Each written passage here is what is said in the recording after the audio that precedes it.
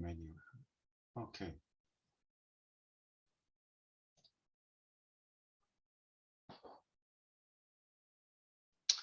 Let's wait 1 minute. Yeah.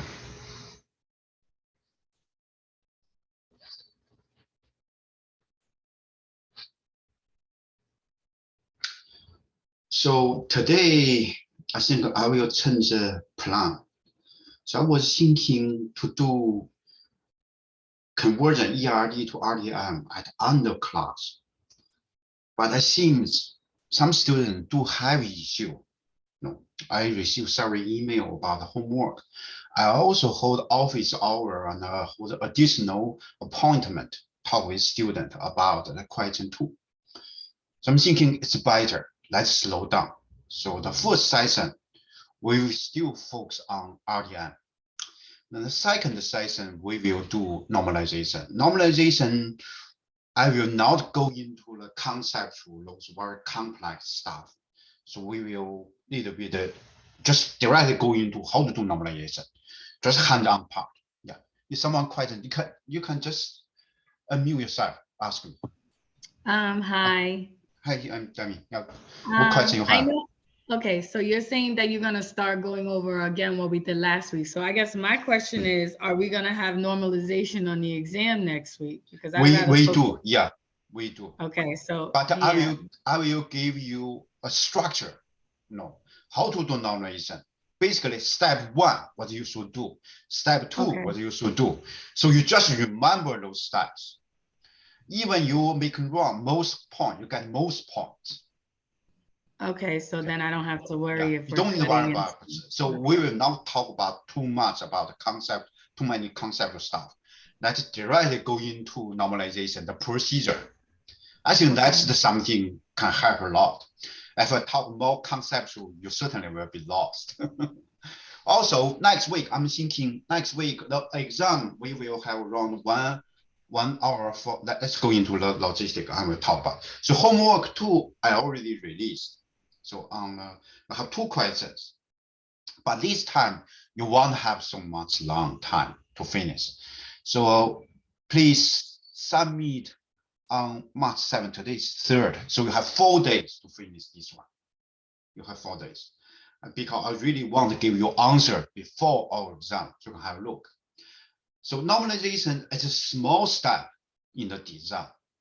Normally we do not, in the original design, this class, they do not have this homework.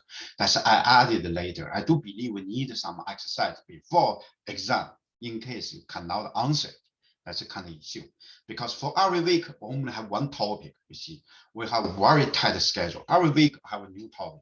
Every week I have a new topic. Even hold so many office hours, we still do not have enough time to practice. So that's the problem. Okay, anyway, let's start. So project 2, the 3rd step, the 4th step should be. So ERD will due March 17th. Okay, I already sent only 1 team. I remember still have 1 team. Haven't emailed the proposal back, revised proposal back. So we will not have extension for the ERD if we want to keep the class. So please, if I ask your team to email it back, please do email it back as soon as possible. Also has something I want to talk about is the group meeting log. Group meeting log, if you look at that Word document, in the submission part, you have task and the people's submission date. So in your team, within your team, let's say you have 5 members. So ERD, maybe you have 2 students need to finish, but it's better you define within your team deadline, you define the March 12, March 13, much earlier. In case someone did not do anything, when you approach deadline, you found this guy didn't do anything. Okay, that's the issue. So you have your own team deadline. If that guy assigned task did not do it. Okay, other students do it. So other student name will appear in the completion part. So the student who are assigned to do certain task cannot assign it. Okay. That's the way how we can track each student contribution in the project. But of course, other students need to also sign the meeting log. Even you are not doing, you still need to sign it. But the student who assigned the task did not do it, I'm sorry, you cannot assign that meeting log. Okay, that's way to track students' contribution. Okay, I think that can avoid. I already received 2 complaints from 2 teams about students that did not do anything, basically. Okay, not right, definitely not right in this class. Wait, can I interrupt for one more second? Sure, go ahead. So I see that you said homework 2 is due. I know that already, and you're going to give us the answers on the 8th. Are we going to get the answers for the homework that's due today? Yes. Okay. I will release to their student ask, the one student is moving, so cannot submit tonight. So I will release answer tomorrow noon. Okay. Tomorrow Thank you. Regarding the homework first, I'm not sure if anybody else wants that, but is it possible to extend it until at least weekends? We can't. Yes, Sunday evening would be much better because it's very hard. I do want, the reason I want to release the answer as soon as possible is I want students to look at answer, to compare that answer to see any issue, and they can ask me. If I release too late, let's say Sunday, what date is already? It's already 6th. Now we have second homework due that time. So it's better we do not do extension for the homework 1. We already have 2 weeks to homework 1. So I don't think it's a good idea right now. I gave extension. I really want students to have a look at the answer and have a question to ask me. If I give extension, there will be many issues. I'm sorry about.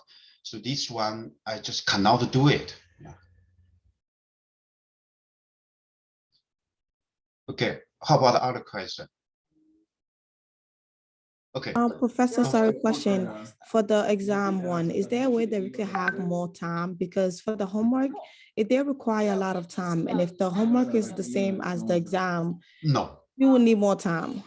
The exam will be much easier than homework, particularly question 1, much easier.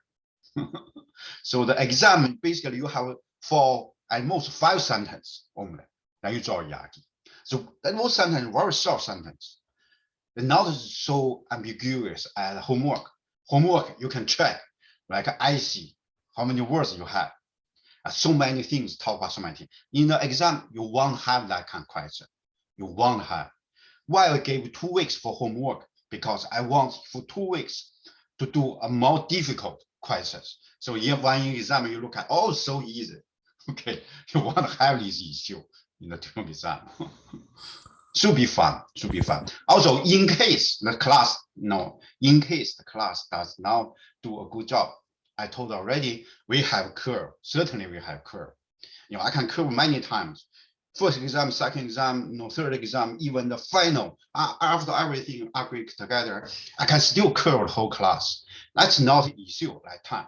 Okay, I make sure that happen if we don't have good one. Yeah. I have a question. Can I ask? Sure. So the 2 ERD and 2 RD and 1 normalization questions. So those are like independent questions, right? It's not dependent on each other. No, not related at all. Yeah. Okay, that's good. Okay, thank you. Okay. Yeah, I think. Sorry, someone have a question. You just let me yourself your question asking. Hi, Professor. I have a question. Can we do a review before the exam? All hands on. Today we will start doing the ERD to RDI. So the question will be very. It should be easier. What we doing, the exercise we are doing should be easier. So we do not have multiple choice, those kind of concept questions, only hands on. I do review, we just do exercise. No multiple choice, this short answer, no like those kind of questions at all. Only hands on, only hands-on. So that's reason we don't need a review. I don't know what I should review. To be honest, I don't know what I review. I talk about all the concept, go over all the concept again. We want to help you. What you need is exercise. That is what we need. Oh, they're saying like they want to learn about different scenarios. That's what they mean by review, I think. Yeah, the case I gave so many cases. The exam will be very similar to these kind of cases. Very similar. Did I answer your question? So basically, you're doing exercise, you are doing reviews. Even you ask me give review, I still give the question because the exam are hands-on. We do not have conceptual stuff taught. Hi, Professor. Are you go ahead. Are you going to give more practice questions, or should we just use the ones you gave last Your week? one, yeah, the one I gave to you. Yeah. Okay, so just enough. study those 9 that you gave last week? Yeah, it should be enough. Okay. Should be enough. Yeah. And the test question will be similar to that and easier than the homework? Much easier. Okay. Much easier. Thank you. Okay. Oh, you go ahead. Yeah, one question. So wait, so the it's gonna happen during class timings, and we're just gonna have our class timings to do the exam, right? Yes. Yeah. Okay. And like you mentioned, yeah, just to ERD to RDM. Yeah, the RDM and one normalization question. Yeah. Thanks. Go ahead. Just unmute yourself. Ask me, if you want. Hi, Professor. So I just have a question regarding the grading part of the test. You know, like how in ARD and RDM, like there are different steps you do. So in order to get the full score, you need to have like each step, like all the right connections, or like if you make a little mistake. I just want to understand how is the grading system. The very details. For example, you have a primary key, you have the entity, you have the relationship, you have those participation cardinality. Even some part is wrong, you want to lose all the points. For example, you have one pair of participation, right? You have two pairs in one relation. You have one pair wrong, you only lost point for that one pair. Okay. You want to lose all the points. Okay. Should be okay. You know, I already taught this class 3 semester. Okay, thank you. I don't see big issue in exam. Yeah, the student vary a lot, but after exam, if you look at the grades, I don't see any issue. I really, just be honest, I don't see any issue on that part. Okay. Thank you. Riyad. Professor, if we come back to you, what is the time frame to come back to you with changes for the exam for anything that was marked incorrect but is actually correct? Anytime before our final exam, anytime is fine. Anytime is fine. Yeah. Anytime. Thank you. We're flexible. That's fine. Okay, I think it's better we start. Okay, so let's first do review about ERD to RDI. So what we learn ERD to convert to RDI. So we already talked about if you have entity in your ERD diagram, each entity you have to convert to a relation. Okay, this part straightforward. For attributes, just attributes those RDI. For primary key, just primary key. That's general rules. So these 3 parts are quite straightforward. The only difficult part are the relations, are those links. Let's go into this part.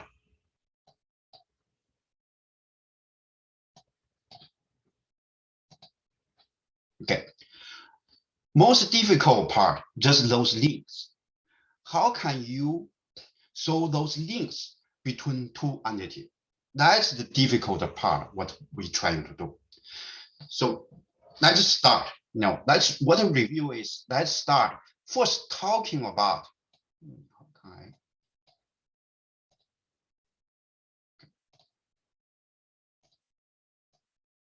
Let's talk about those different type of relationship we learned so far, multiplicity. So what type of relationships we have between 2 entities, or maybe for wide. What type of relationships we have so far? We learned One to many. one to many. Yeah. One to one. One to one. Many to many. Many to many, right? That's standard 3 types multiplicity relationship we have. We also have 2 special case, 2 special types relationship. What do we have? Recursive. You see, if you remember those recursive, also, what else we have? The superclass, subclass. Superclass, subclass. Okay, that's all the things we learn over here. Okay, then that what to review? We start from each type of relationship. We start review. Okay, so let's first look at the simplest one to many relationship. Okay, so in this graph, you see that's homework. Actually, it's our homework. Which 2 entities have one to many relationships in this case? Which 2 entities have one to many relationships? Staff and client. Staff client, yeah, correct. Staff client, because we look at the last number, 1 and staff, right? So in this case, what should we do if we want to convert staff and the client into RDM?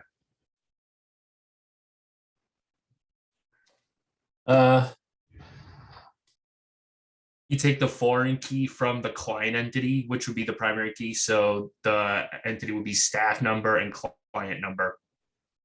Oh, let me ask again. So in this case, if you look at one to many relationship, what will be the step we need to take to do? Decide which one is our parent and which one is our child. Exactly. Thank you. So first, when you look at this one to many relationship, first you decide, okay, that's one side, that is parent. Okay, that's one side will be parent. So many side will be child side. So after you decide which side is parent, which side is child, so what you should do next step? See the direction, like staff is the parent and client is the child. Okay, exactly. So in this case, we just start from the one side, parent side, type those staff number. And the second will be the client side. Then we client number, and we just put the staff number. Don't forget underline. Now we copy staff number to the client as foreign key. Okay, that's for one to many relation. You don't need to care about the participation, the first number at all. You only care about when you see that one to many, directly consider one side a parent, many side a child, put the parent side primary key into the many side. That's for one to many relationship. If you see any two, you just do this way. Okay. Any question about one to many relationship? Okay. If no question. Professor, I sure, want to ask you about the strong and weak entity part in one to many. Forget about. We will not have weak and strong. We will not test the concept. We will not test it. Yeah. Okay, just one to many. If you have one to many in your homework, you just do this way. Okay, let's continue. So we finish first time. We come to the one-to-one relationship. Okay, the one-to-one relationship little bit complex. Why? Because we need to consider the first number. The first number. Okay. If we look at the first number, we have two terminology. So what terminology we talk about when we look at the participation constraint? We have a two possible number, 1 and 0. We have two terminology we talk about over here. Mandatory and optional. Yeah, exactly. So the mandatory, right? Mandatory means we have 1. The first number is 1. Now we have mandatory if both sides, the first number are 1 we have monetary on both sides. Now, the second will be we have monetary on one side and optional one side. And third type will be optional on both sides. What mean optional on both sides? On both sides. 0, 0. Yeah, the first number all 0, 0. Thank you. Exactly. So if you see any two entity have one-to-one relationship last number, then you need to consider the first participation situation. Okay. Then next first one. Look at the first one. One-to-one relationship. Let's look at monetary on both sides. Okay. In this graph, can you find one-to-one relationship with monetary on both sides? Client and preference. Client preference. That's very obvious. So in this case, you just need to combine. You only, when you convert this link, you only have one relation, generate preference. Then you will have client number and preference. Oh, this one should have preference number, pre number, but they still have typo. It should have pre number as the primary key. So now you put all other attributes together, just type all there. So in this case, you need to choose this original, the primary key in original entity as primary key. In this case, which one you choose? Client number. Exactly. So you read client states preference. You see the sentence, client states preference. Now you choose client number as the primary key. Okay, now you finish. That's the two. Okay. So the next one will be monetary on one side, optional one side, optional on both sides. This one, there's only the rule will be first. Let's look at example. It's better. Let's look at example. Okay. Professor. Oh, question. The mandatory participation on both sides, wouldn't primary key be a combination of? No, because it's one-to-one. You have one enough to find another. It's one-to-one relationship. It's exactly one-to-one match. You only need either client ID or the staff ID, the preference ID. Yeah. Oh, one okay. Enough. Yeah. And we always see the first one, right? Like in one-to-one, always yes, the first exactly. one. You look at the sentence, always the first one. Always. Yeah. Okay. Yeah. Okay. So sorry to clarify. So in that instance, the preference number becomes an attribute of client? Just attribute. Just attribute. Okay, thank you. Okay, then come over here. We see what it means. Now we have.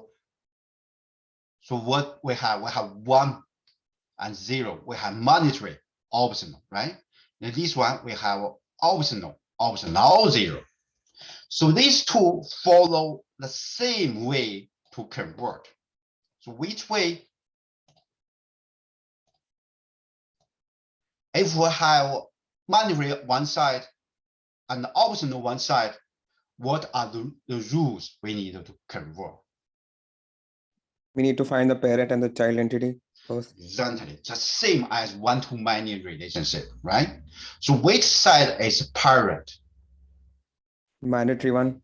Monetary one. So also, thank you. I had a question. As per the slides you shared last week, it's mentioned the optional entity is the parent entity as per the slide. But yeah, some student told me that's error. Let's just follow monetary side as parent. Just follow this rule.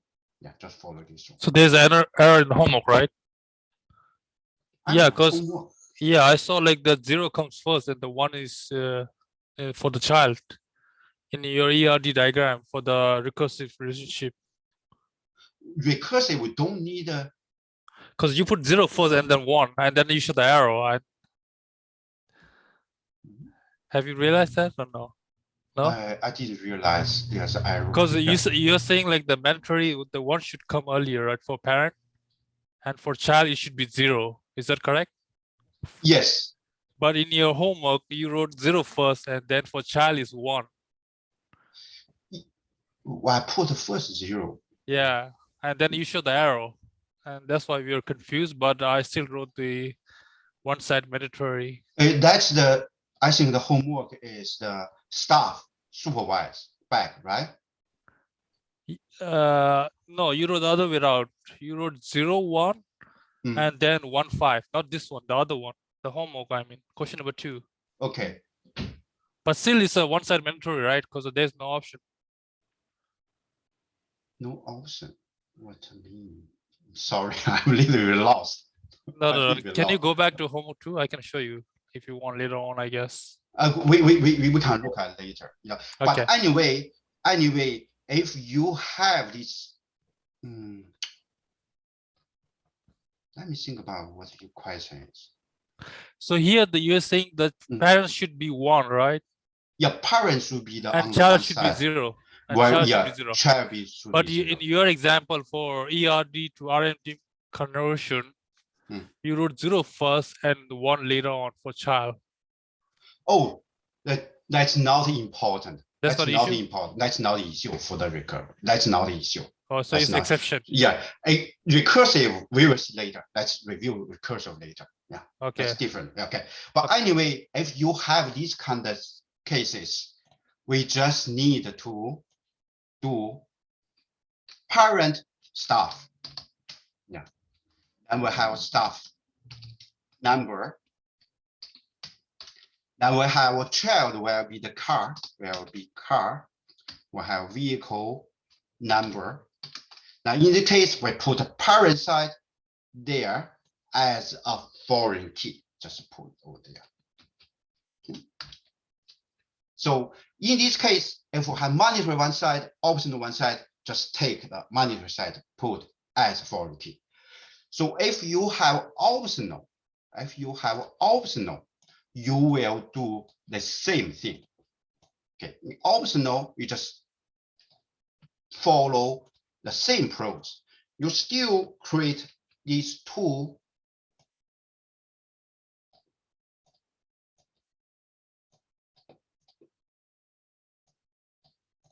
you just follow same process. Then choose the sentence. Let's say staff uses car, you just put the staff number as the foreign key into that. So these two will be follow the same procedure. Any question about one-to-one conversion? You see, one-to-one relationship will have 3 different scenarios. One scenario is both sides are mandatory. Second, one side mandatory, another side optional. The third is both sides optional. Okay, so when you look at, you have a one-to-one relationship, just look at what mandatory optional relationship you have. Then you start to convert. Okay, let's go back to that one again. Go ahead. Professor. Oh, sorry. Do you go ahead? I'll go first. Question is that do we always put all of the attributes in to like all of these relationships? Like, do we always list all of the attributes? All the attributes, yes. If you have other attributes, you need a list over there. For example, if I have staff name you put there. Yeah. Okay. Not underlined. Okay. Professor, one last question. Sure. So for one-to-one, which is the mandatory one, we put the foreign key in both. Foreign key. Foreign key is only from parent side to the child side as foreign key. Okay, since they don't have any parent and child relationship in one-to-one. They have. They have. Case. So yeah. So in this case, only in mandatory optional, we have parent and child. Yeah. Okay. how about mandatory, like Mandatory. one-to-one? Mandatory will only have one relations. Just one. Just Okay. one relation. There's no foreign key this concept at all. Okay. Okay. Yeah. Okay. Now we'll finish one-to-one. We'll have a last common relationship left. Many to many. In many to many, so in this case, can we find many to many relationship in this ERD? Property for rent and client. Yeah, property for rent and client. In many to many relationship, what are the steps we need to take to do conversion? You combine the two primary keys together. But that's not the first step. What are the first steps? You need to mention both the entities first and then combine. Exactly. Thank you very much. So you need to write down both entity first. And client, you need to finish those first. Then you can write down them together, the property rent and the client. So in this case, we will have client number and property number. Okay.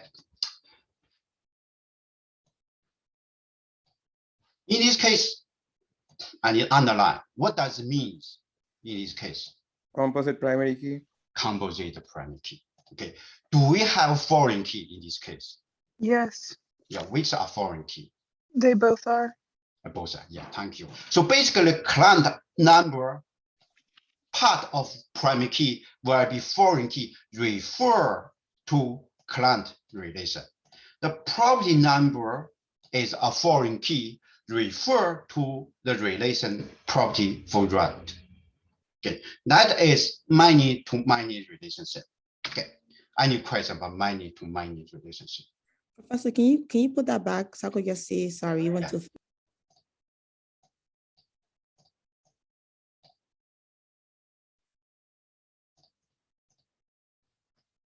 Okay. Any other question? Okay, if no question, let's go to recursive relationship. Okay. So to make things easier in recursive relationship,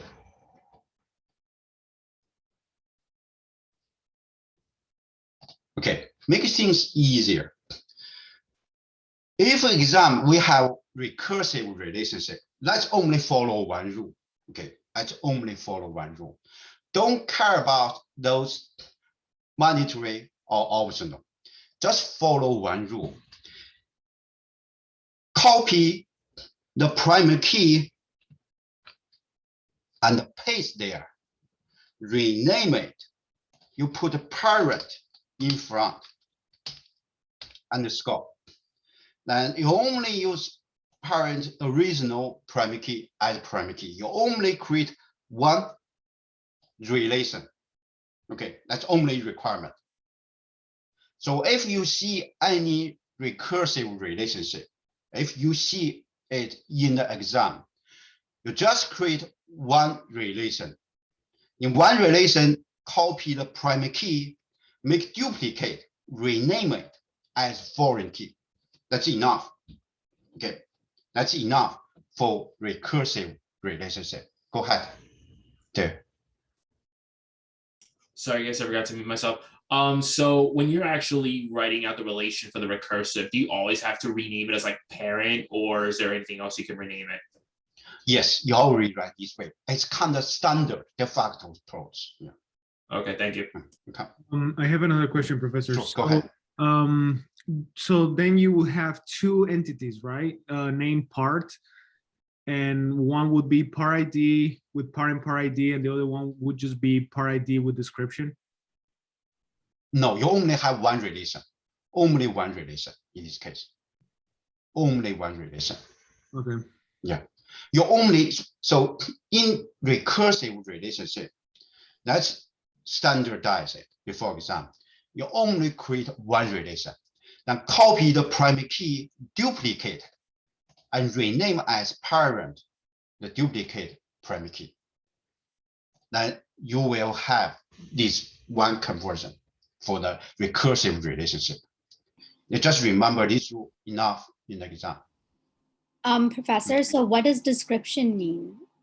Description, just the part description. If we look at, oh, I forgot to put the part description. For example, the part ID is 100. The part description is engine, door, roof.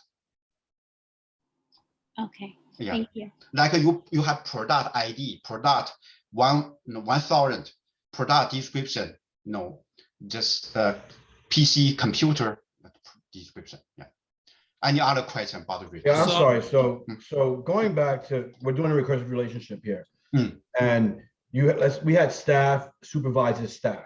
Yes. Staff is supervised by staffee. I mean, staff. You know what I'm saying? So we would have staff, parentheses, staff ID, parent staff ID, and then part description would be relation description or something. Where's that work? Cannot type anything. Okay, let me. Okay, let's talk staff.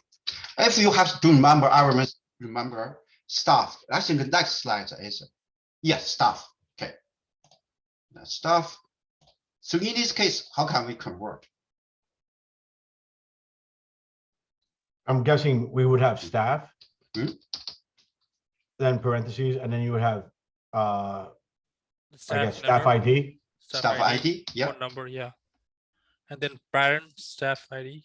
Yeah, parent staff ID. That's foreign key. Yep. That's it. But the arrow will be clockwise or anti-clockwise? That's my question. Doesn't matter. Doesn't matter. Doesn't matter. In the recursive. Wait a second. Since you giving answers, are we able to, if we already did our thing, to resubmit it? Because you giving the answer to the homework. You can resubmit. You can resubmit. All right, so let me resubmit it. You gotta reset the link. You gotta reset okay. Let's just stop. Okay. Because I already submitted. Okay.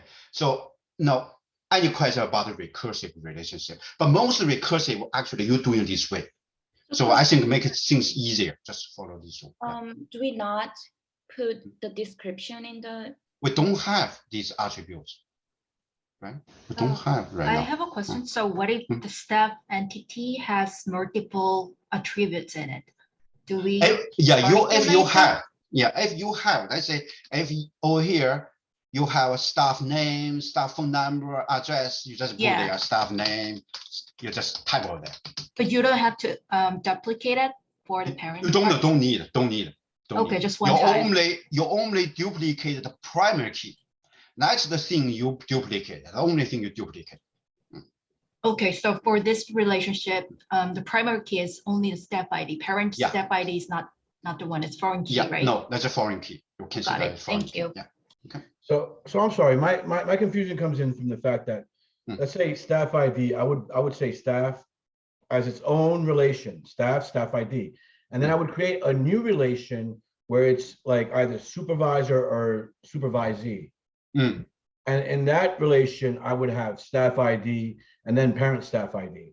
Yes, in that case, if you have two entities, you need to have that. No, this is a recursive relationship. So I would keep staff separate.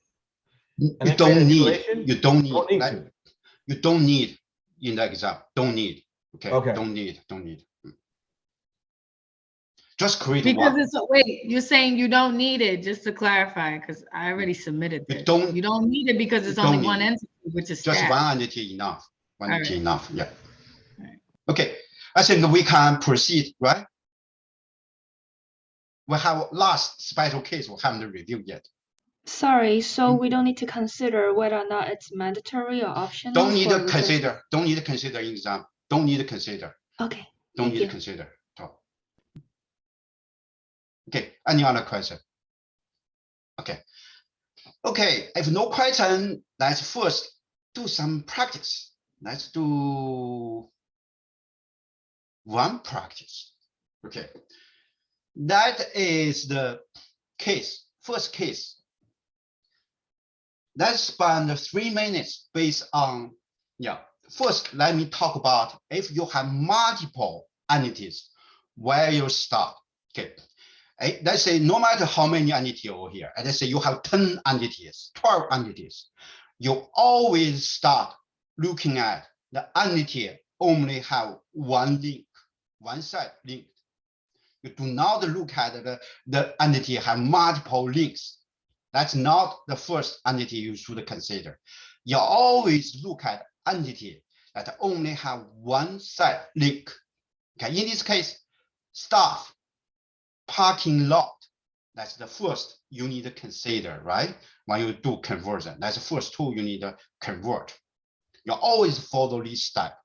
The next, if you have multiple, then you need to look at which one is the one side in the relationship, which one is on the one side in the relationship. Then you can start from that one. Okay, let's spend 3 minutes to practice this one. I spent 3 minutes to practice this one. Okay. I will wait to 6:49.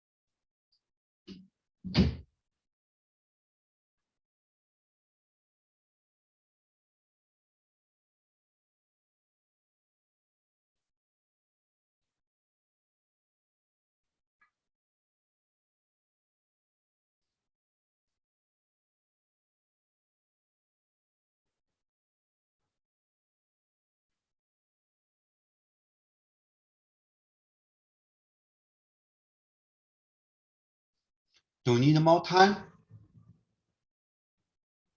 Anyone? Okay.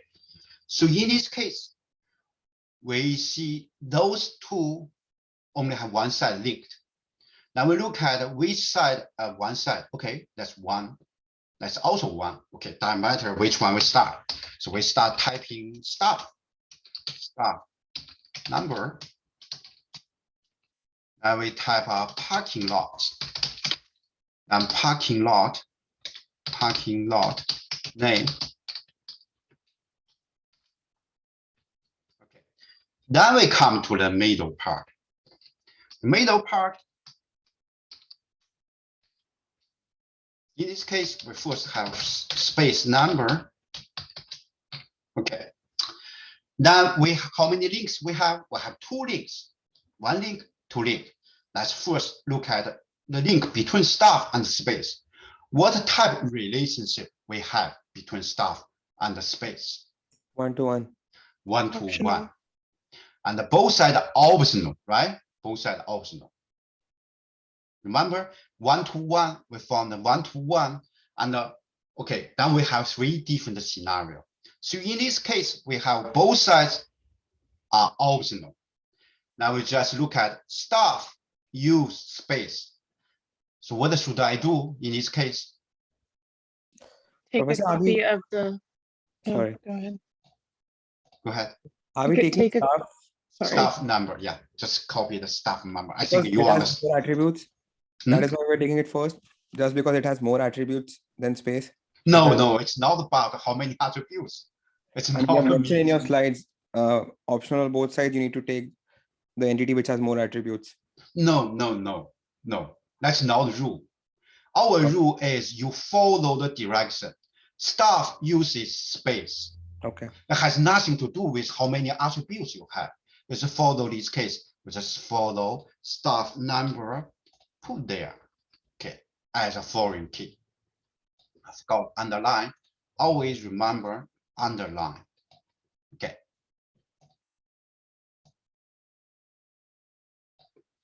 So now we have second line, link, second line. So in this line, what relationship we have? One-to-many. One-to-many, right? We have parking lot is one side. That means this side is parent. Another side, many side will be child. So what should we do in this case? Take the primary key of parking lot. Yeah, exactly. Put as a foreign key. Thank you. And what? Do not underline it. Okay. We're finished for this conversion. Any question about this one? I have a question. Sure, go ahead. Be comma dot dot dot because technically, oh, there's no more in space. There's no more attribute in space. Well, they have attribute. I just want to save time. I did not type. Otherwise, you just type name, extensor, other stuff. Right. Oh, But this for one don't have. This one don't have. space is done. Yeah, because there's no attributes in space. So no more dot dot dot on the third line. You know what I'm saying? Oh yeah, this one no more attributes. No more Yeah. attributes. Yeah. David, please. So for the space relation, does it matter what order you put the foreign keys in? That matter. That matter. Does it matter? Okay. Yeah, even you put a space number and that matter. It's not important. The order is not important at all. Similar as Excel sheet. The column not order that matter. Just as long as you can identify what the primary is. Yeah, Okay. that's alarm you have. How about other Question. Go ahead. For homework or the test, can we do the same format and use the dot dot dot to represent all the other attributes instead of the whole thing? Okay. I mean, clearly you're going to have to identify the primary keys and the foreign keys, but the other ones are not really important, right? Yeah, but why I ask, in case someone made a mistake, just forgot. Okay, so you prefer we still list all of them? If you believe you're confident you have no any mistake, yes, certainly you can use dot dot. Got it. Yeah. Okay. Professor, I just want to make sure. So from space to parking lot, that's a one-to-many and both sides is mandatory, right? No, only once of both. Well, yeah, both sides mandatory. That's right. But in one-to-many relationship, we don't need to consider mandatory at all. We don't need to look at the first number at all. Remember when we do review, we only look at it is one-to-one relationship. We don't need to look at the first number. We look at first number only when the relationship is one-to-one relationship. Okay, thank you. Okay, let's come back to that slide again. Okay, so we have these three relationships. One-to-many, you only consider parent child.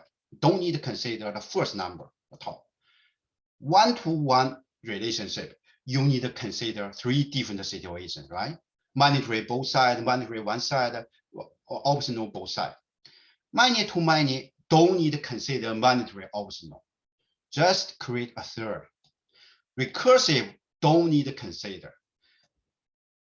Super subclass we don't need to consider. Okay, well, only one-to-one we need to consider in this case. Let's do one more practice. Let me look at that. Okay, let's do this practice. So this practice just for David. Someone. Yeah, sorry, I have one more question. Sure. So do you use the parent-child logic for when you're identifying relationships that have a one-to-many or a one-to-one relationship with any optional participation? Oh, for one-to-many, your one side certainly parent. So you don't need to consider mandatory optional at all. One side is the parent. Now, if you have one-to-one relationship, if one side is mandatory, another side is optional, then the mandatory side will be parent. The child side will be optional. And then what about optional and optional? It's the same logic? The same logic, the same logic. Okay, thank you. Okay. Professor, if you don't mind, if you come back to a scenario number 1, can you explain why do we have a one-to-many relation from a space to parking lot Yeah. The parking lot and space. Yeah. Why is there one to too many? Okay. If we want to identify the relationship, we only need to look at the last number, right? So that's 1. That's star. Star means many. So have one-to-many relationship. Right. Yeah. Why many? Do we need a lot of spaces on the parking lot, or is just one space per parking lot? So let's look at from parking lot to space. For one parking lot, you have one space. How many space we have? Only one. Many. You have to have at least parking one. lot. One parking lot. What is the minimum number of parking lot? Parking space we have? 1, right? What is the maximum number parking space we have? Multiple. Multiple, many, right? Yes. Many. That's the reason we have one-to-many relationship. Got it. Yeah. So because for one parking lot, you have multiple spaces. Yes, that's the reason we have one-to-many relationship. Got it. Thanks. Okay, Jasmine. Okay, I just have a quick question over mandatory participation on both sides of a one-in-one relationship. Okay. So I understand that you provide the primary key of, like, if it was parking lot to space, in this case, it'd be parking lot, or wherever the arrow is coming from. I understand that. But because you combine both of the entities with entity 1 underscore entity 2, what if entity 1 or the parent, whatever it is connected to other entities? Do you not provide a single relation for that entity? Let's do next exercise. Okay. Let me answer your question. Okay. Let's do next exercise. You will see. In this case, we only have 3 entities. Right. Let's see this case. We have 1, 2, 3, 4, 5. So in this case, what should we do in this case? Let's do this exercise. You will realize how you can work. If you have multiple, where you start. If you have something in the middle, how can you convert? Yeah, we will do this one. You will see it. Yeah. Can you zoom in just a bit? Yeah. Thanks. So in this case, let's spend 4 minutes to do this practice. But for this practice, let's still remember the rule. First, you always start convert each entity, but you always start from entity with only one side link. Okay, in this case, which entity only have one side link? Customer. Okay. How about others? Employee. How about others? Service. Yes. So those 3 means you first those are first thing you need to convert, right?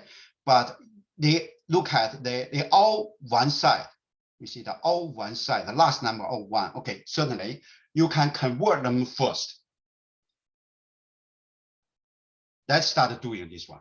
Okay. Sorry, Professor. So you saying that when like this, for example, you always look at the one side? Yes, you always look at first. You always look at the entity only have one link, one side link. Then you have three candidates, right? You have three candidates: customer, employee, salon service. So those three entities only have one side link. They don't have link another side. They don't have, right? They only have one link. You see, they only have one side link. So in this case, you will consider those three are the first group conversion. So you can write down customer ID and employee ID and sorry, no customer ID, customer. What I'm doing, just customer and employee and salon service. So this step, any question? Okay, no question. We just. I do have a question. What is the foreign key that connects customer with appointment? That matter now. Don't consider it top. Don't need to consider it top. So first, you just write down all those entities first. Convert to relation. Customer ID. First name, last name, phone number. Yeah. Just blah blah blah. Just put there. Okay, just save time. So employee, just employee ID.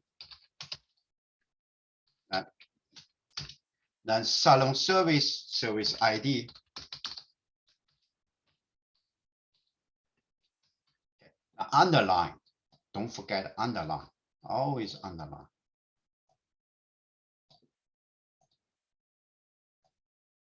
Okay. Now we can start next step. Next step. So these two, you can choose one. But because appointment have a fewer link, let's start from appointment. So I will get appointment next. Appointment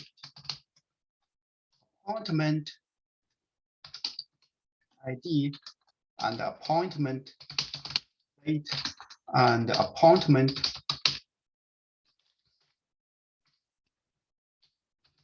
time. That's all attributes to put inside. Now we look at appointment. So appointment, we see one link between customer. We already had converted, right? Customer appointment. Do we have a link? We have a link. What type of relationship we have between customer and appointment? One to many. One to many. So what should we do if we have one to many? Post a copy of the parent primary key as a foreign key into Which appointment. one? Which one? Customer ID, right? Just copy customer ID. That's not underline. Okay. Do we have a relationship between appointment and employee? No. Do we have appointment with salon service? No, no relationship. Okay. Now we continue to next. Next will be service rendered. I have the question. The primary ID, do we have to underline for the primary key? Yeah, we have to underline. Yeah, thank you. So underline. Yeah. Now we have service rendered left. Now we have a line, item, number, and extended price. Okay. Professor, don't we have a relationship between appointment and service rendered? One to many? We're not start yet. Okay. We just convert the service, just convert first. Okay. Now, okay, now we can start to look at Do we have relationship between service rendered and the customer? Yes. No. Do we have service rendered and the customer? Do No. we have? No. Do we have service rendered with employee? Yes. Yes, we have link, right? What a relationship we have over here. One-to-many. One-to-many. What should we do? Copy paste the employee ID. The employee ID, right? Just copy paste. Yeah, just not underline. Okay, continue. Do we have a relationship between service render and a salon service? Service render and salon service. Do we have? Yes. Yes, we have. What a relationship we have over here? One-to-many. One-to-many. What should we do then? The copy primary. Copy the service ID. Yes, copy service ID, put there.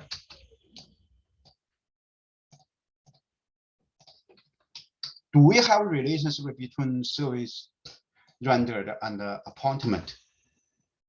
Yes. What a relationship we have? One-to-many. Well, what should we do? We have one-to-many. Copy appointment ID. Yes.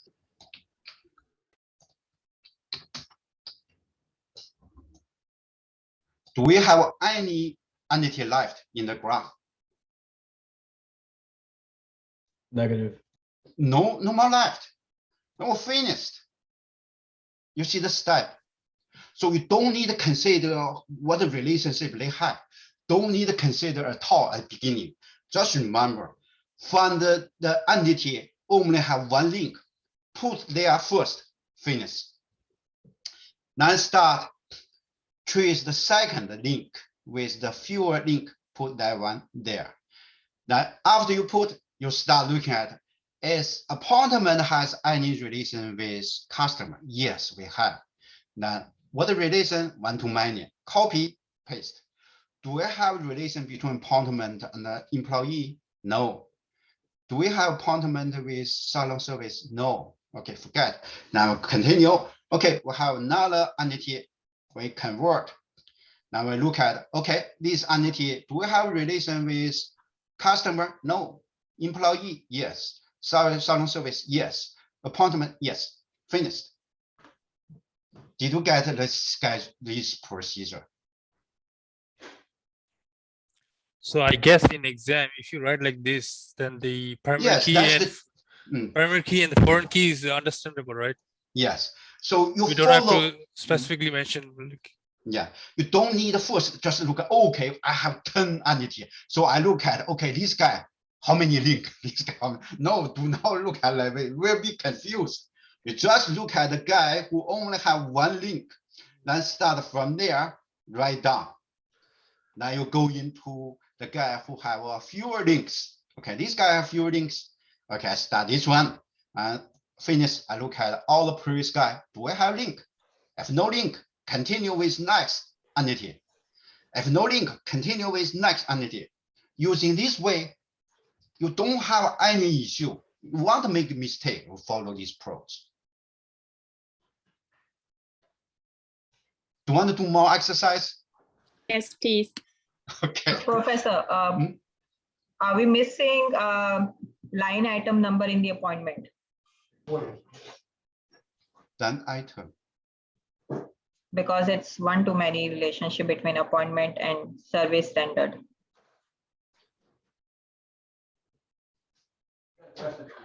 Which one? Sorry. Appointment and service rendered. Yes, we have an appointment ID over here. How about in appointment? We don't write line item number in appointment? Appointment is the parent here, that's why we don't. Oh, okay, I get it. Thank you. Okay, do we have any other question? Professor, can I ask one question? Sure, sure. So here we have to check the cardinality, right, for the relationship. Yeah. But in one-to-one, when you say like mandatory on both sides, you told us to check the participation. Is that correct? Yes. Yes. So it's a different situation, I guess. Yeah, only one-to-one. You check participation. Only one-to-one. Yeah, you need to track the participation. But in this case, you have to check the cardinality. Yeah, in this case, because we only have one-to-many, one-to-many, one-to-many, one-to-many. We don't have one-to-one. If we have one-to-one, that's the only special case. We need to check this participation, those mandatory. That's the only case. So we have to write one-to-one relationship as well. We don't have in this case. I mean, if we have it, then we have to write for one-to-many as well as one-to-one, right? Yes, if you have one-to-one, then oh wow, it's more complicated. Okay. Yeah, that's why we complex. Okay, got it. But if you have one-to-one, you see in this case we just did practice the all one-to-one. Yeah. All one-to-one, you still follow same rule. Only those entity only have one link. You put them first, right? Yeah. Put first. Then you write the middle part. Then you look at middle part, you write one. Then you look at, do we have a link between space and staff? Yes. What the relationship? Okay. One-to-one, you put staff in. Do we have a relationship between staff and the parking lot? Yes, we have a link. Now, what relationship we have? One-to-many, put there. Just follow same rule. Let's do one more practice. Then we go to those superclass, subclass. If we follow this way, it means normalization will not be able to finish. That means we may need to postpone our exam. Okay. Wait, okay, no, we can't do. We got to get to the normalization. Can we do this at the end? Because that doesn't make sense that we don't cover something that's going to be in the exam. Okay, let's do one more, because I think most students just get the feeling. Let's do one more. Okay. Can we do one with a one-to-one mandatory relationship? I think that one we just did. That's one-to-one. No, we're both mandatory. Yeah, okay. Let's change to mandatory. One, mandatory. What should we do in this? Okay, do so more complicated. This is what I'm asking. Mandatory where? This is what I'm asking. I'm asking if we can do a one-to-one mandatory. If we change one-to-one in this case, what should we do? But with multiple entities, so I understand how. No matter how many entities in the graph, if you have one-to-one, you always combine into one relation. Only one relation. You only have one relation. Okay, so say that staff and space are one-to-one, and then staff entity is connected to another entity that is not a one-to-one mandatory. Okay. Do we still create a single relation for just the staff entity? Yes. Okay, that's my only question. If you have this kind of relation, you only have one. Yeah, only have one. Okay, thank you. Okay, let's practice the last one. Just follow the same approach while you start. Think about where you start in this conversion. So let's do together. So in this case, where we start. Professor, before you start this one, this seems to be another one for one-to-one. Well, I know one-to-many relationships. Is there anything for one-to-one? One-to-one, we can change. If you want to change, we can change. If we have one-to-one, it's the same, right? Yeah, will be same. So basically, you are putting these two together, just combine together, nothing else. Sorry about that. Yeah. Thanks. So in this case, what should we do in this case? Where we start? Identify the entities that identity first. Yeah, which entity we should do first? Book and borrower. Yeah, exactly. Book and the borrower. Okay. Now I just save. Just don't type anything. Just save time. So let's put there. Now we continue. Look at next one. So the doesn't matter which one, right? So we put copy. Now what should we do next time? What should we do next time?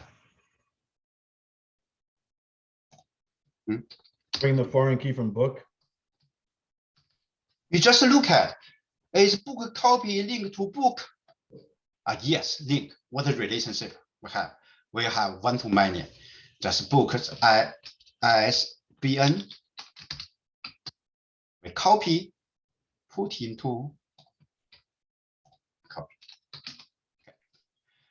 Do we have a relationship between book copy and the borrower? Yes, right? Book copy and the borrower. Do we have relationship? Copy or no? Book No, copy we or don't have. No. Now we continue to next one. Next one, we book loan. Okay. Now we have a loan number. Now we look at, do we have a relationship between book loan and the book? No. No. Do we have between book loan and the borrower? Yes. Yes. What a relationship we have? It's a one-to-many. One-to-many, right? It's a borrow number. Borrower number. Okay. Do we have a relationship between book loan and the book copy? Yes. Yes, we have one-to-many. Just copy number. See, if you know this procedure, it's very straightforward. Now, the only difficult part, only is you have special case, one-to-one, think about. And also, if you have many-to-many, you have to create a third relations. That's the only thing you need to consider. Otherwise, just straightforward. Okay. Okay, I think we got. So I have a question. Sure, go ahead. So book to book copy, the participation is 1-to-1. Is that correct? We don't need to consider participation. Once you have one-to-many, so we don't consider one-to-one. We don't need to consider participation at all. We only consider if we have one and one, the last number of one. Now we need to look at the first number in that case. Oh, I see what you mean. Yeah. Okay. Okay. Okay. Let's do this one later. Okay. So let's take 8 minutes break. Now we come back directly go into normalization. Normalization I will not go into those conceptual stuff. Directly go into practice, how to do it. The step, I will just write down the step. You just remember it. Okay. Let's come back 7:25.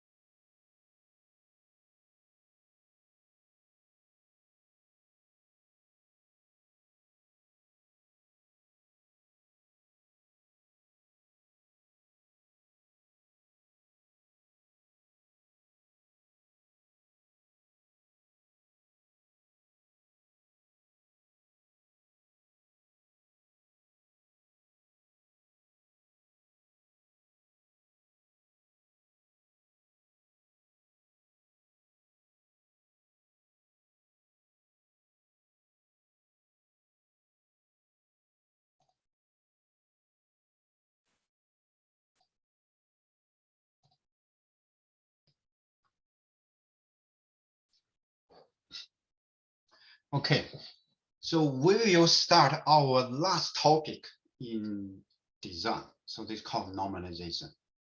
So normalization, why we need normalization? We use normalization because after like previous one.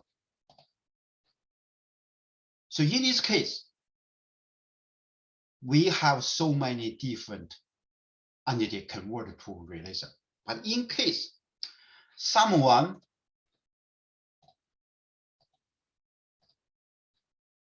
made a mistake, maybe too lazy, they put everything together.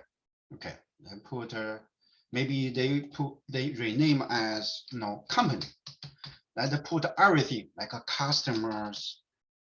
customer ID and the employee ID, service ID, then all other attributes, customer name, everything into one relation. Okay. Most cases, when we talk about database design problem, after converting RDM, one issue possible appear is you put everything into one relation. Okay. So in this case, we call you have multi-themes. Multi-themes. Okay. If you have multi-themes, the same relation talking about different things, likely you have problem. Okay. What kind of problem we have? Now theoretically, they call normally. Normally, what kind of normally we have? We have so many types. Let me look at the type normally. Okay. Okay. Normally. So they have a deletion normally, insertion normally, update normally. But these kind of things happen because you have multi-themes in one relation. Okay. In that case, what should you do in that case? What should you do in that case? If you have multi-themes in one relation, might cause many problems in the future. Break it down. Exactly. Thank you very much, Victor. Break it down. That's what the whole normalization procedure is doing. Just one relation, break down. Now at the end, it's better each relation. You might one relation at the beginning, then at the end, you end up with 20 relations. But normally you do not want so many relations. Maybe you have 5. One relation, split, at the end you have 5 relations. Each relation only describe one theme. That's good. Then you solve this problem, normally problem. That's all the normalization, the whole is doing these things basically. But of course, when you start doing these things, first you need to find, do you have multi-themes in your one relation? Okay, but how can you find? What's the procedure? What's the step we find? So this step we normally call finding the dependency. Yeah, dependency, functional dependency. Okay. So what is functional dependency? That's this one concept we need to go over a little bit. So that means if we have the normally write this way, okay, just remember that's kind of standard format. X then arrow Y. That means X functionally determine Y. Okay, X functionally determine Y. Okay, so let's say we have a student. Think about, let's think about this one. Employee name, social security number. Which one functionally determine another one? Which attribute? As I said, the term is employee name. Yeah, exactly. Now we have social security number. Social security number functionally determine employee name. Now we understand what means functional dependency. Any question about the functional dependency? Left-hand side, so the left-hand side called a determinant. Okay, determinant. Did I put there? I think somewhere. It's called. I'm sorry. So we can assume that a primary key will determine the other attributes, correct? Perfect. That means if in one relation, the primary key will determine all other attributes, right? Determine all other attributes. Let's take one relation. Let's see what we did. One relation. Take one. Okay. In this case, we have space staff number primary key. Okay. So in this case, can you find the functional dependency for space relation? Something determine all others. That means if you know. I guess parking lot. No, only between attributes. Only look at this one. Space. Only look at combination attribute. Only look at the attributes. Only look at attributes. Let me delete those things. Only look at attributes.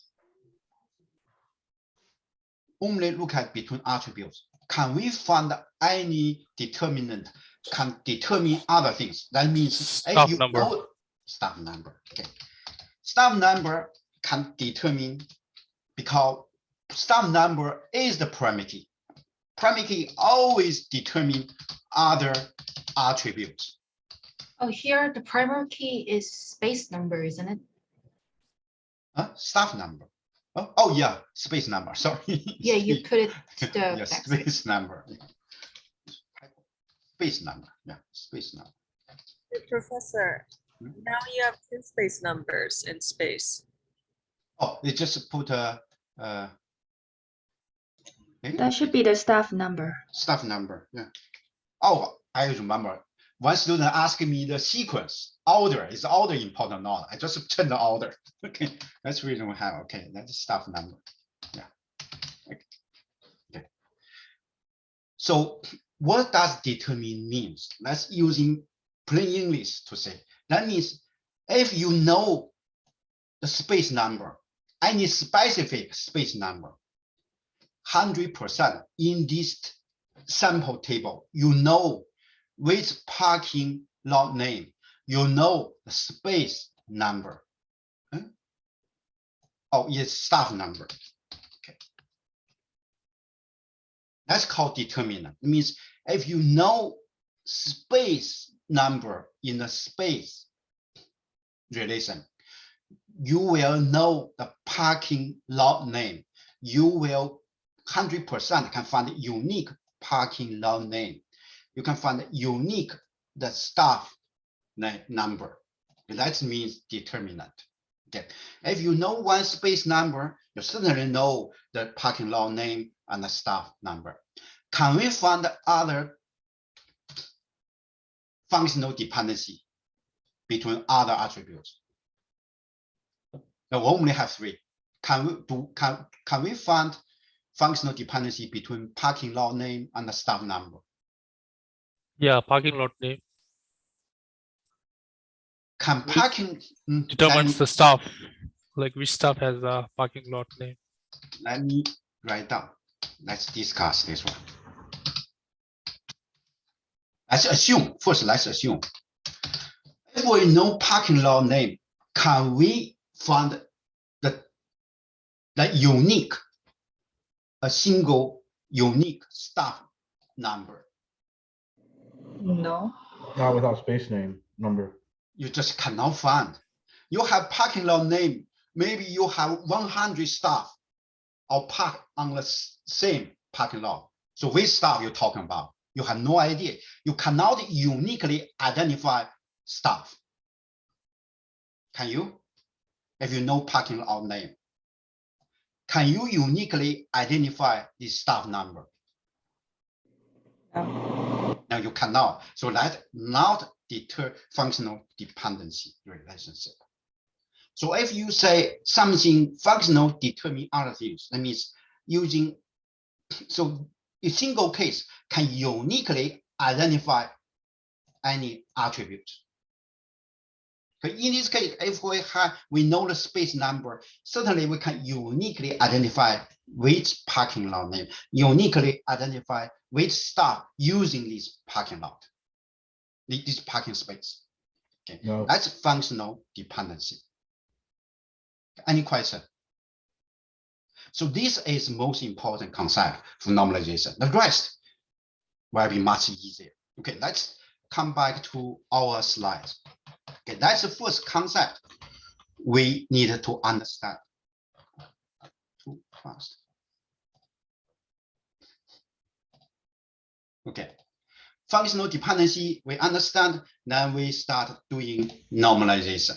Okay, normalization have steps. So these steps, every steps will generate outcome deliverables.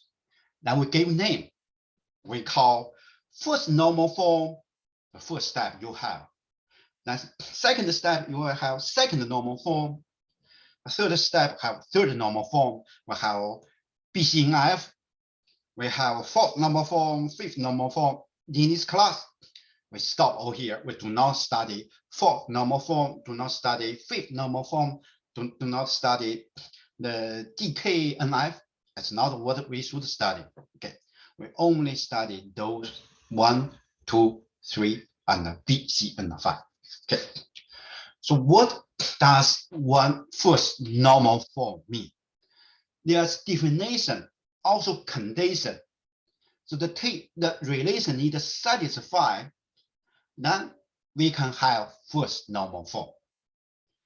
Now, after you satisfy first normal form, then based on first normal form, you can proceed to test the required condition for second normal form. As you satisfy second normal form, okay, now you are in second normal form.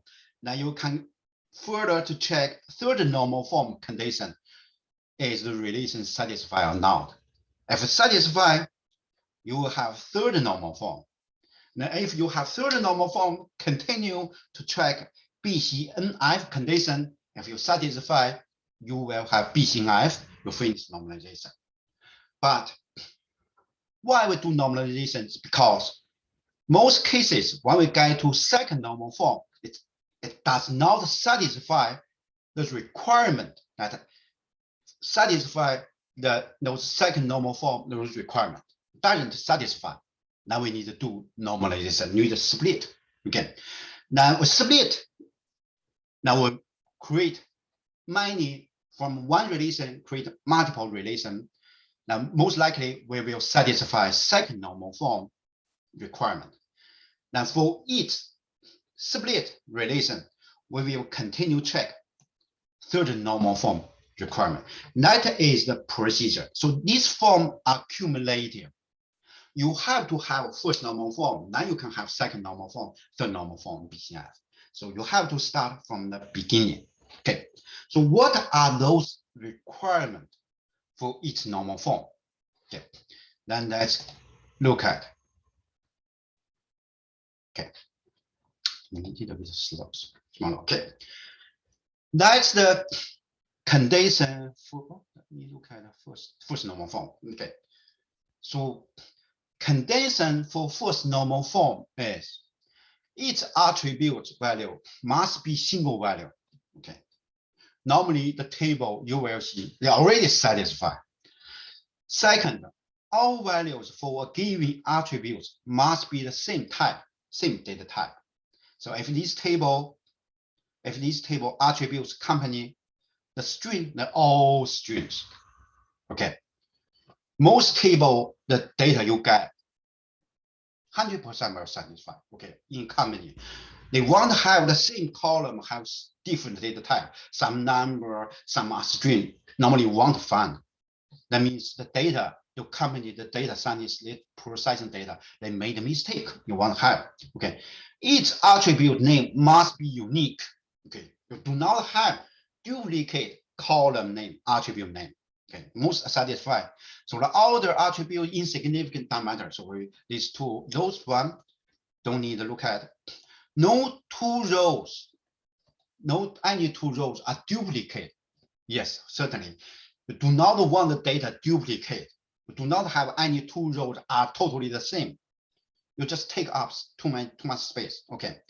If you do not have these kind of issues, then you just need to find whether this relation has any key, primary key or not. If you have primary key, you automatically satisfy first normal form. So let me repeat it again. Okay, most data you will get, you will have no duplicate data record. The same any column that all the data, any column, the column should have the same data type. You do not have duplicate the attributes name. Okay, most data you will get satisfy this requirement.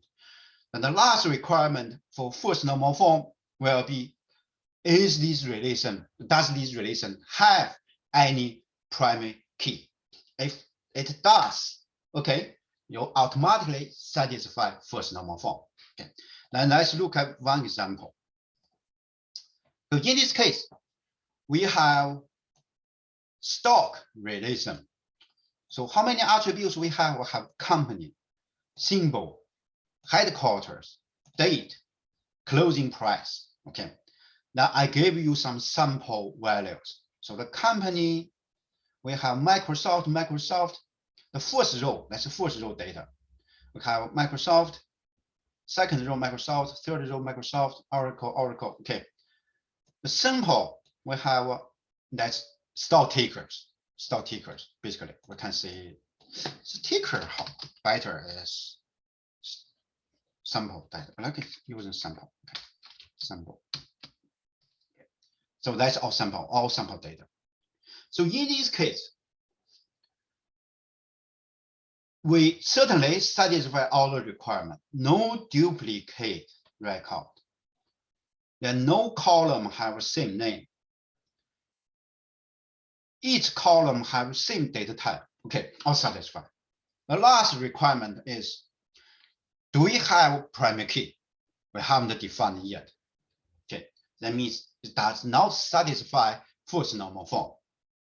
If you look at these samples, what are the possible primary key? Date. Yeah, one side sample, another side date. Which one? Composite. Thank you. Thank you very much. Composite. So these two put together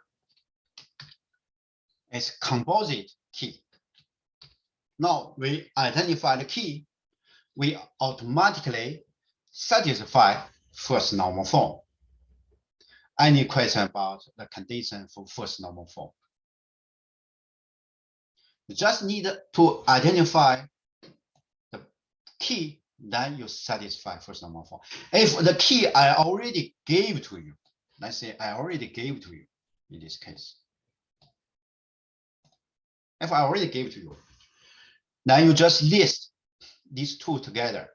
Said yes. The question should be, the step will be step one. Yes. Sample, and date.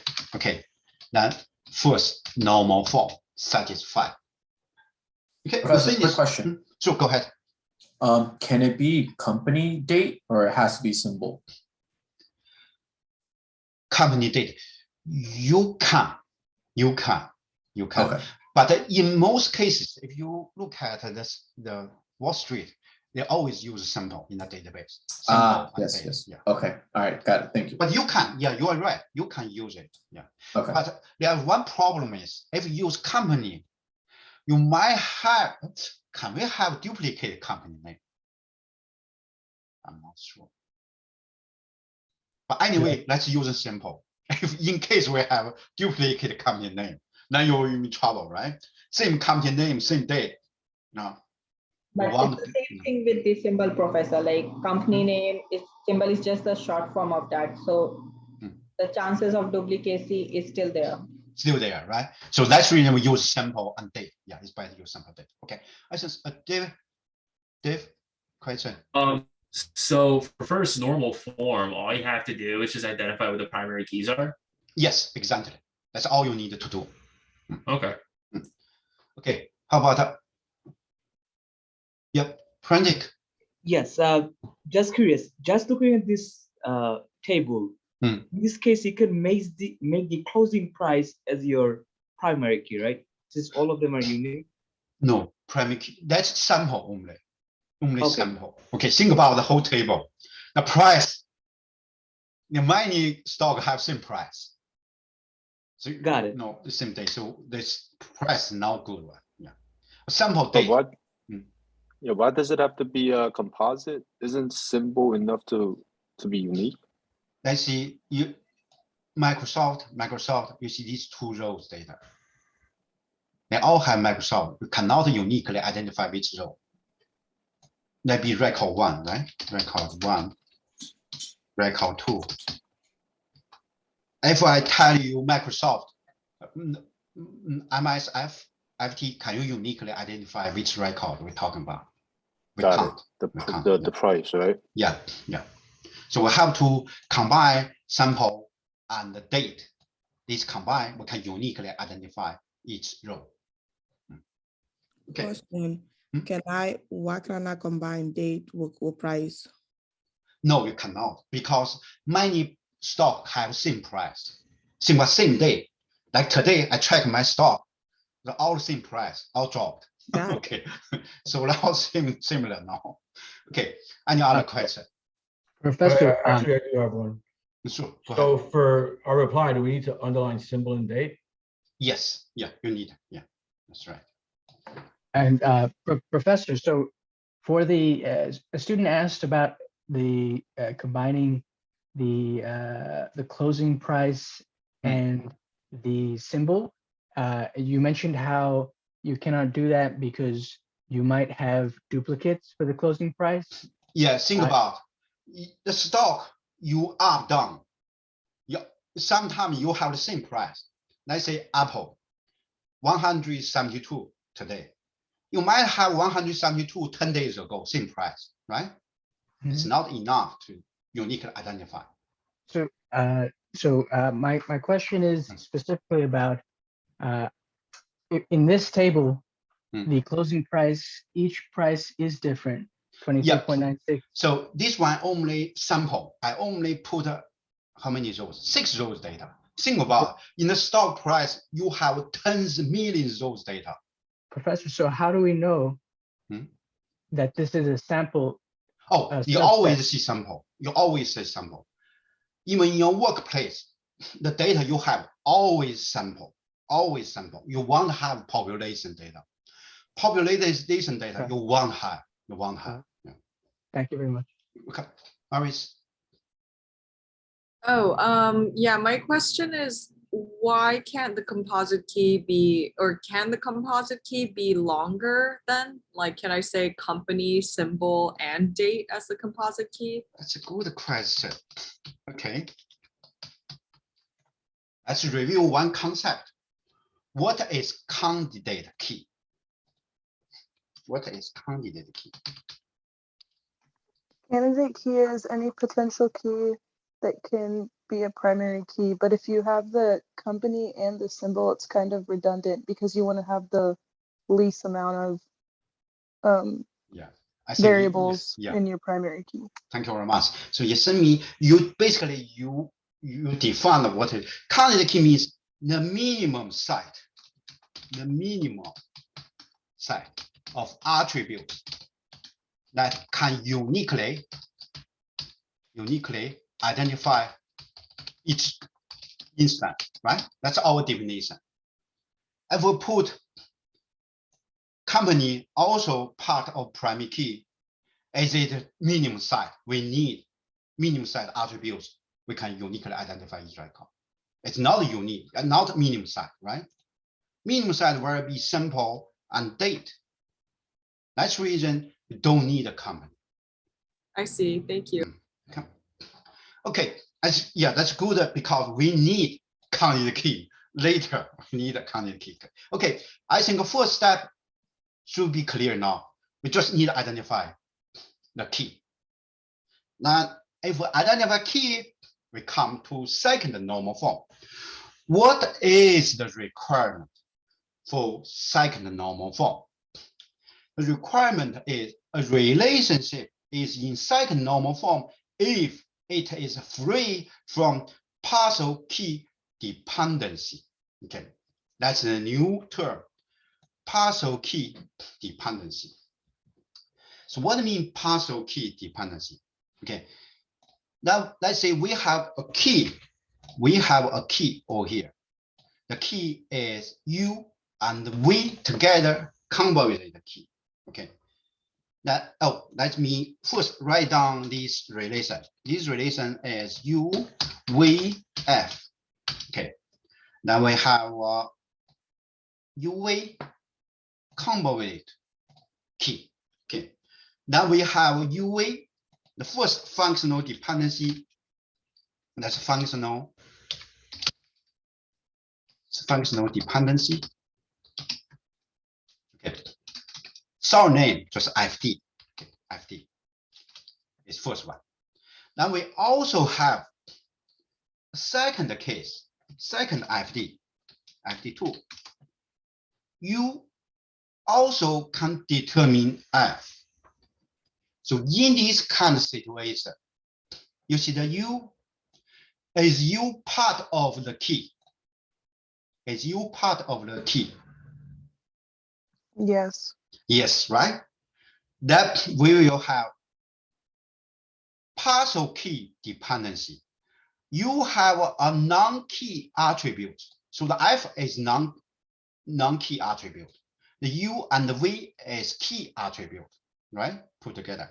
So we have non-key attribute depend on part of the key attribute. So basically, we have partial key can determine non-key attribute. In that case, we have partial key dependency. Any question for this concept? So you said partial key, like it. So here the key should be composite, then only it's partial, right? Yes, perfect. Okay. Then next question is, if a relation have a single attribute as a key, do we need to check if the set already satisfy first normal form? Do we need to check second normal form? No. No, we don't need, because we do not have composite key. There are no any chance you will have partial key determine non-key attribute. No any chance at all. So you don't need to check second normal form. That means that automatically satisfy second normal form requirement. If you only second normal form, if you only have one attribute as the key. Okay. Any question about the second normal form? Yeah. No, go ahead. So if we have a composite key in our first normal form, and if let's say there's an attribute that's dependent on that partial key. Okay. Now, do we have to create a new key that's completely new and foreign, or no? That's what we are going to do next step. It's a good question. That's what we are going to do. So in this case, what should we do? We take the problem, the key, create a problem out to create a new relation. So let's call it R1, relation 1. We'll put these two U and F together. The original relation cross out, we just remove. Now what we have, we take the F, those two out. Now we have U, V. Okay. We have to keep this primary key at the second original. Okay. So the original is this one. If we take F out, If I take F out, there will be R2. So we split. We take the problem. We take the problem. We take an attribute that create a problem out, create a new relation. Then we remove this non-key attribute out from original relation, but keep the determinant still keep in the original relation. We split, create two relation. We finish. Okay, we finish, but it's not done yet. We need to check it. Let me check first one. Do we have partial key dependency problem for the R1? Do we have partial key? Not here in this illustration, no. No, right? Do we have partial key dependency for R2? Yes. Why, yes. Which one determine another? So we only have two attributes. Both together as composite key. Don't forget, partial key definition is part of the key determine non-key attributes. F is non-key attribute. Oh, non-key attribute. F is non-key attribute. You see, F is not underlined. It's non-key attributes. You have part of key determine non-key attributes. You have partial key dependency. Then let's still look at R2. Do we have partial key dependency problem? Yeah. We do, because it's it's a partial key. I mean, it's a composite key. That's the only existence in this entity. Yep. I mean, do we have partial key dependency problem in the R2? No. Because there's No, because that is not there. Yeah, because no any non-key attributes left, right? We only have key attributes. U and V is key attribute. We do not have any non-key attributes at all. We don't need to consider at all. That automatically satisfied. So we checked. Satisfied. So now this new R1 and the R2 relation are in second normal form. We finished. Oh, I got it. Got it. Thank you. Yeah. So we finished. That's second normal form. Satisfied. Okay. Any question? I don't understand how you got R1 and R2 even. Okay. Let me redo it. Okay. Let me remove this one. Okay. So we found the part of this key. The part of the key U, that's part of the key, can determine F. You see the F non-key attribute, right? Determine F. U determine F. That means we have partial key dependency problem exist. Then we need to take these two out to create a new relation. Let's create a new relation. Let's name it as R1. I put these two in. I will remove the arrow.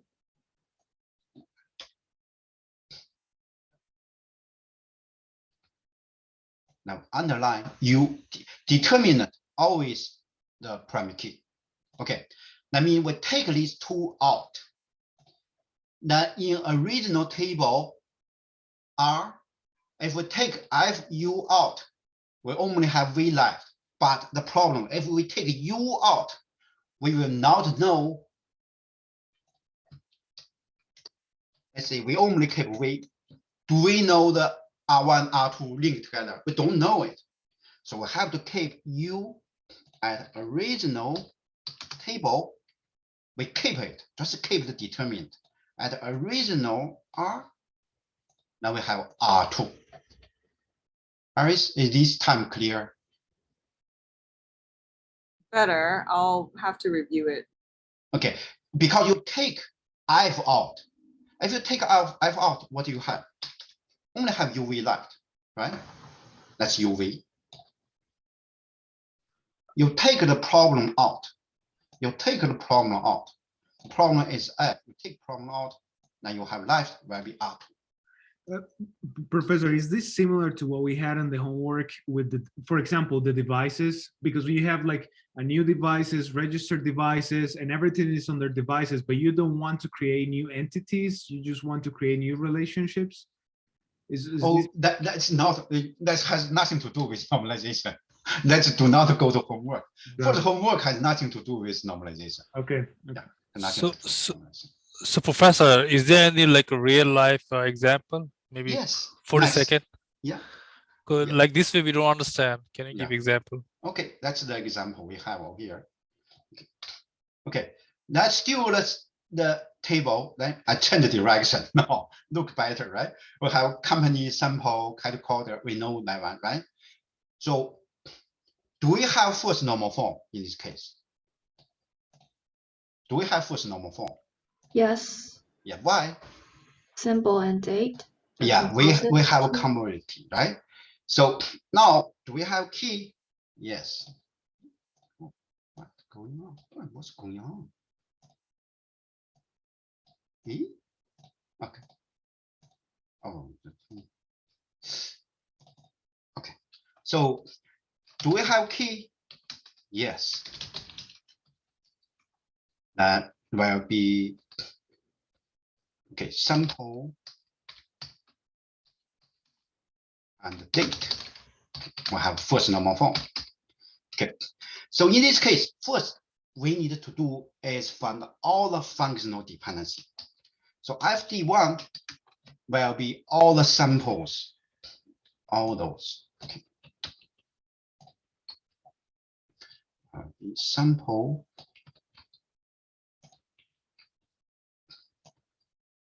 date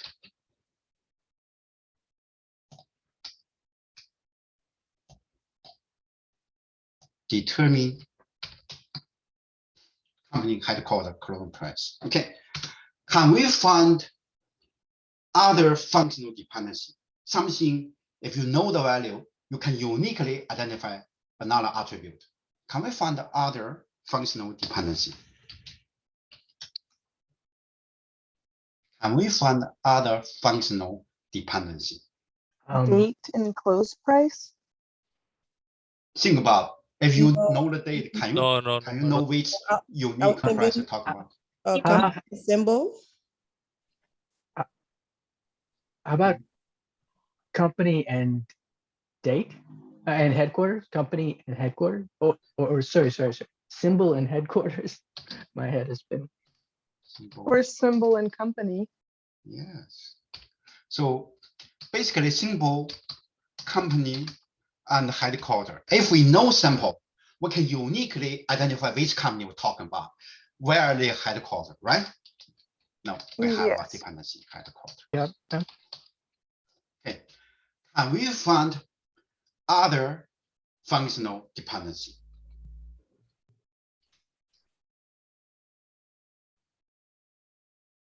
No. Let's look again. Can company determine? Okay. Can company determine symbol? Company determine symbol. Yes. I said that earlier. Great. Okay. Can company determine headquarter? In this case, yes.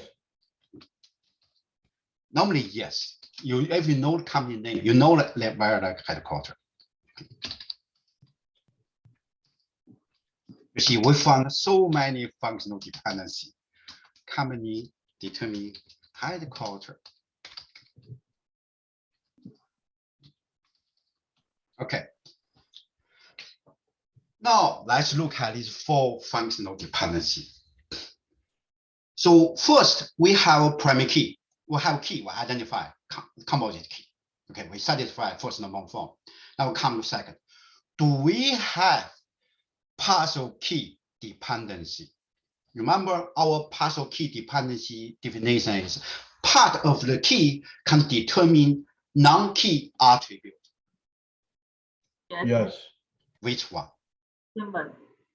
Hmm? Symbol. Symbol what? Symbol is determining the company and headquarter, and it's exactly. Now we identify we have a partial key dependency, right? We have partial key dependency. What should we do then? What should we do? Think about what we split it up. Yes, split up. Just split up. Okay. So how can we split up? How can we split up? Just think about the example we just talked about. How can we split up?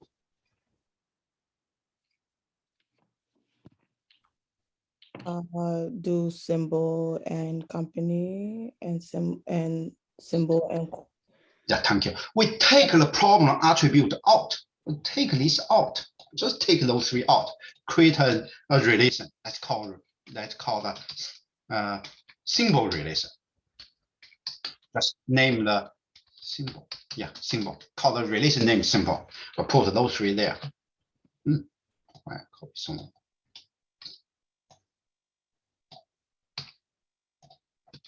We take the problem out. Now we need so always determined is the primary key. Okay. Then let me copy this one. If we take a company headquarter out, what do we have left? We will have date and close price. Yes. Okay. Professor, can you repeat the last line you said? Okay, let me paste again. Oh, okay. If I take company, the company headquarter out, what do we have left for the original stock relation? We take it out, right? That's all we have left. Then we rename it as stock price. Okay, the original relation just get rid. Now, after split, we have two relations left. And what's the next step we should do? Do we need to remove the symbol from the stock price or no? You always keep it. You always keep the determinant. Otherwise, you don't know these two relations are linked to each other. So you have to keep the determinant in original. You have to keep determinant. So you have to keep the primary key there. You always keep there. You always keep there. Thank you. Okay. Professor, I just want to understand, why did you remove the company and the headquarter? Because they create a problem. They create a partial key problem. Okay. That means you have a multi-themes in the same relation. Like I said, you're multi-themes. So you take them out. Okay. Because you have this partial key problem. You just take out and remove from the original. Then that's all you left. Rename this relation. Any question about this one? But how do you got stock price? I don't see price in the beginning. You have over here. It says stock only. Let me make it smaller. You will see the whole picture. You see, closing price. Oh, it's the same like stock price? Huh? In the beginning, I mean, you wrote stock price, right? Entity. But I don't see stock price in the entity. The stock price is I rename it because I remove the company headquarter. I have to rename the stock as stock price. If you look at, okay. I just change the name. You can give any name. You can give R2. Let's say call R2. So it works. Okay, so that's the rule, right? We have to rename the entity. Rename it because the original relation you just remove, not in the system anymore. You only have two relations left right now. So one relation you split become two relations. Okay. Any other question? Okay. if no question, what's next step? What we should do? What's next step? Remember what we did for last slide? Check stock price. Check, yes. Check every new relation created. Do we have partial key dependency for symbol relation, a new relation we created? Do we have? No. Do we need even to check it? No. We don't need to. Thank you. Because we only have one attribute as a key. There's no any chance there's partial key dependency exists, right? So basically, the satisfied.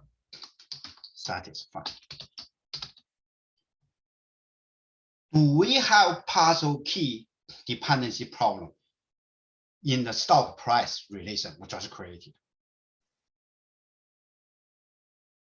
No. No, we don't have, because we don't have this functional dependency at all. So we don't have satisfied, okay? Now we satisfy second normal form. Okay, we finished till second normal form. Any question? No.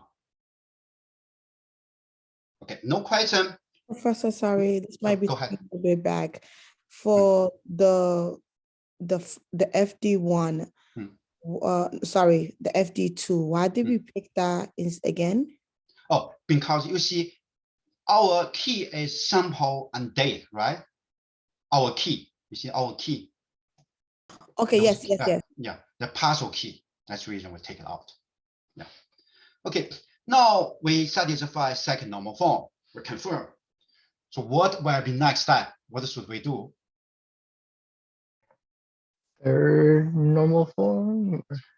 Which one? Think about what's the next step? Oh. We have first, second, what next one? Third normal form. Yeah, we now start doing third normal form. But before we do, we need to understand what means third normal form. What's the problem with third normal form?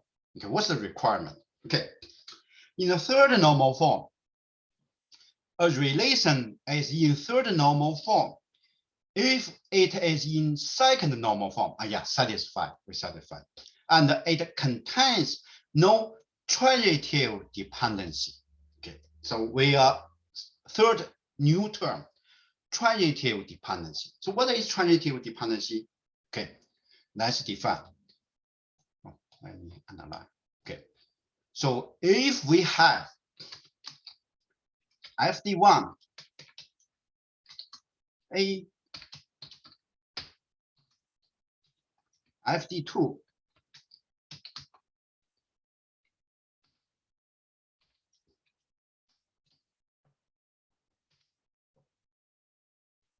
we see a loop. A determine B, B determine C.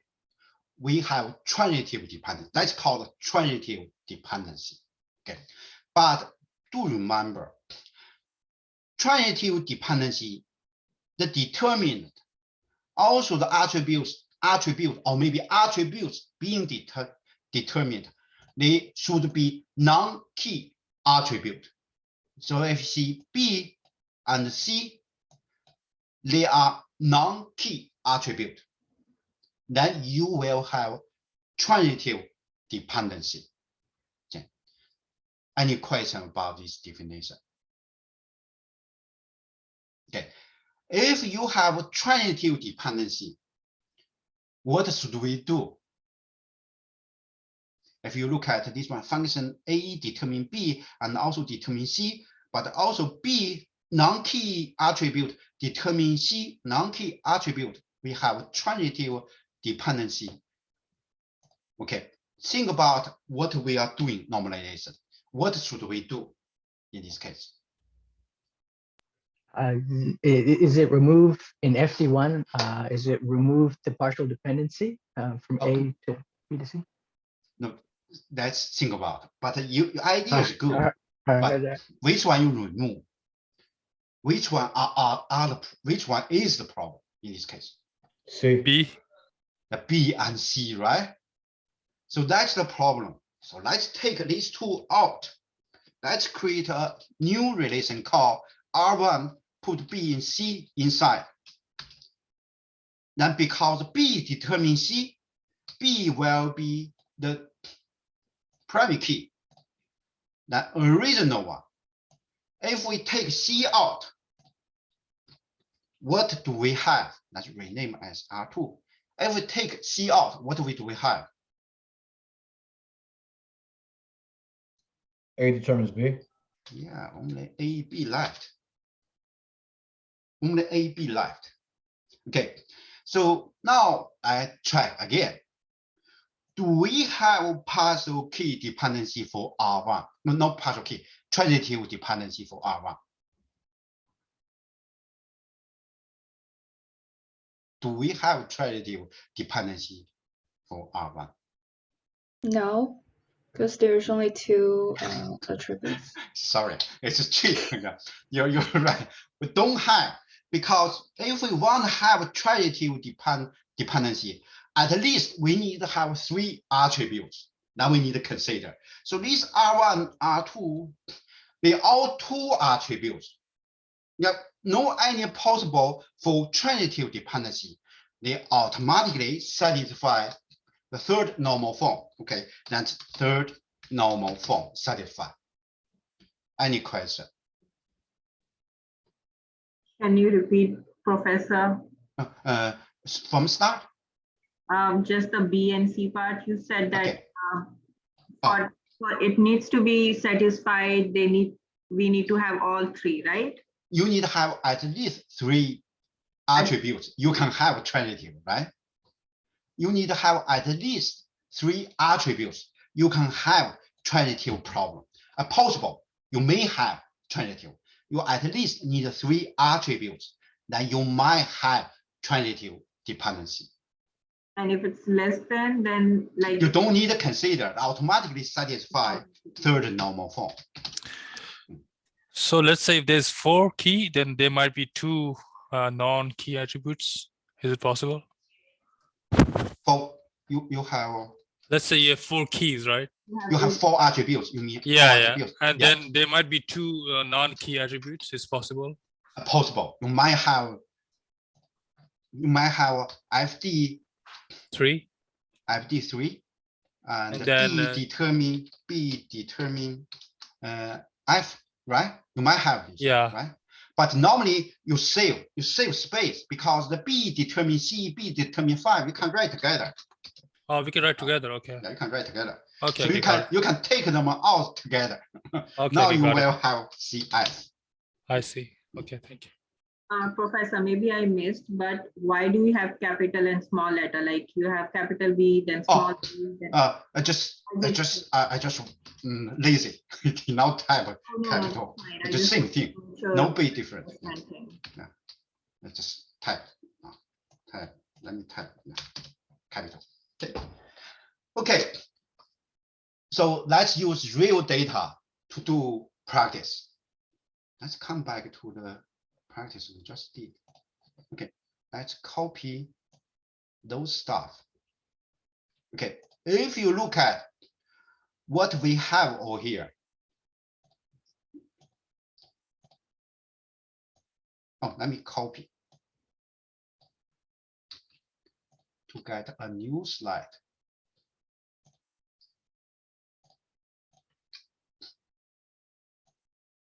That's what we just did, right? For the second normal form.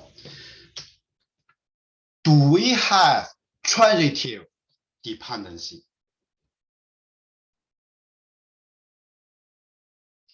Do we have transitive dependency in this case?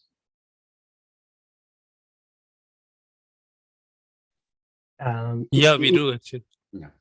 Which one? Is it the company determines the symbol? And FD3, right? Company determines the symbol. We have functional. We have transitive dependency. You see that? Company determine headquarters. Okay. So what should we do? Next step. What should we do? We take out the non-key attributes. FD4. Like non-key attributes. Yeah, let's think about FD4. Yeah, sorry, FD4. Not FD4, yeah. FD4, yeah, non-key. I call it.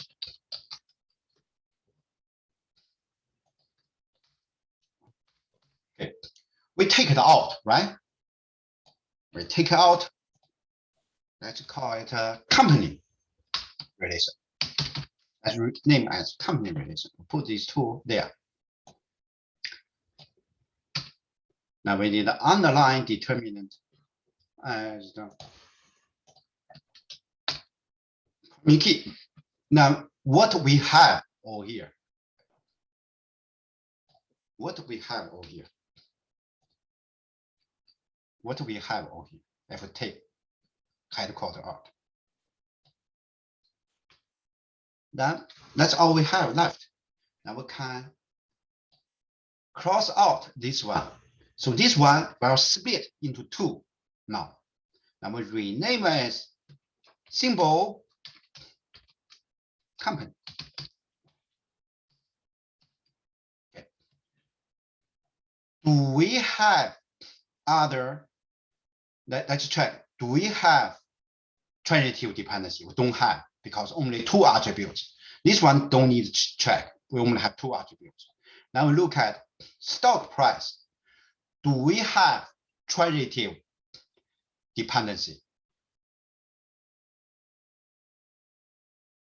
We have all the functional dependency there. Do we have transitive dependency exist? No. No, we don't have, right? So now we will have three relations created. We have three relations created. We satisfy to normal form. Okay. Now, what's next step? Next step is long, not fourth. Next step called a BCNF. Okay. Now we have a B. We need to check BCNF whether they satisfy BCNF. Okay, BCNF. What means BCNF? BCNF is a relation is in BCNF if every determinant is a candidate key. A relation is in BCNF if every determinant is a candidate key. Let me copy it. And come back the practice we have.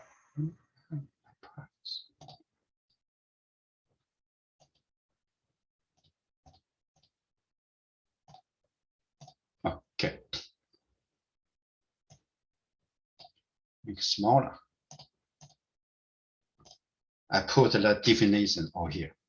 A relation is in BCNF if every determinant is a candidate key. Let's look at the determinant. A system simple date is a candidate key. No. A simple date is a candidate key in a regional table. Yes. That's a regional table. Let me copy.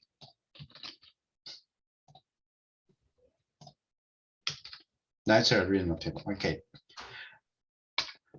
Is the symbol a candidate key? There it is, yes. Yes, the candidate key. Oh, sorry. It's not in the table. Sorry, I forgot. Yeah, let's not look at this one. We look at all the relation. Yeah, forgot. We look at the relation. We only have three relations left. Okay. A symbol candidate key determine company headquarters. Yes, they can determine. As company determine symbol. Is company determine simple? Is company a candidate key? Yes. Should I look at? Let me think about. Make myself confused. Yes, yeah. Okay, is company determine headquarter? Yes, okay. If all satisfied, we have BCNF satisfied. So you need to track all those counted key, all those determined, whether this determined is counted key or not. Let me check. I think I made a mistake. This part. This part is a bit confusing. Oh no, I did not make a mistake. Okay. So just remember that part.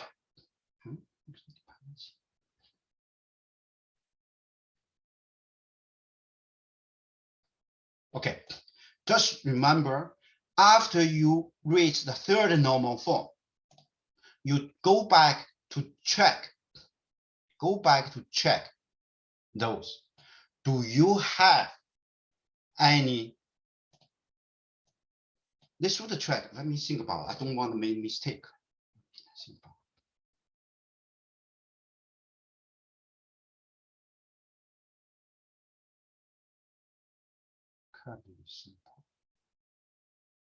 Okay, we don't have, yeah. We don't have, yeah, we don't have track this one. Now we satisfy the requirement for the BCNF. We just stop here. Now we say BCNF is in BCNF. Let me find some sample. It's better to do one example to satisfy.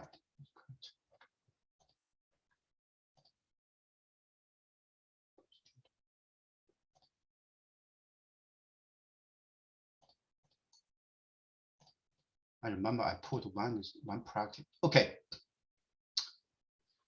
Let's do one practice. Okay. Let's look at this one.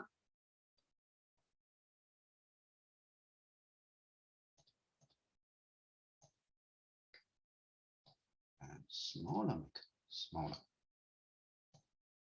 Okay. Now we start doing normalization for this table. Do we have key in this table right now?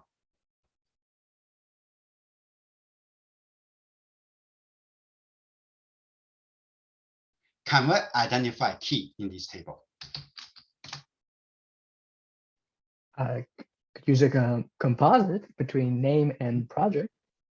Okay, is name project enough? Oh, nope. Name project task. Task. Okay, so these three put together will be composite key. Now we have a key identified. Okay. Next step is we need to identify functional dependency. FD1. FD1 certainly will be all those attributes.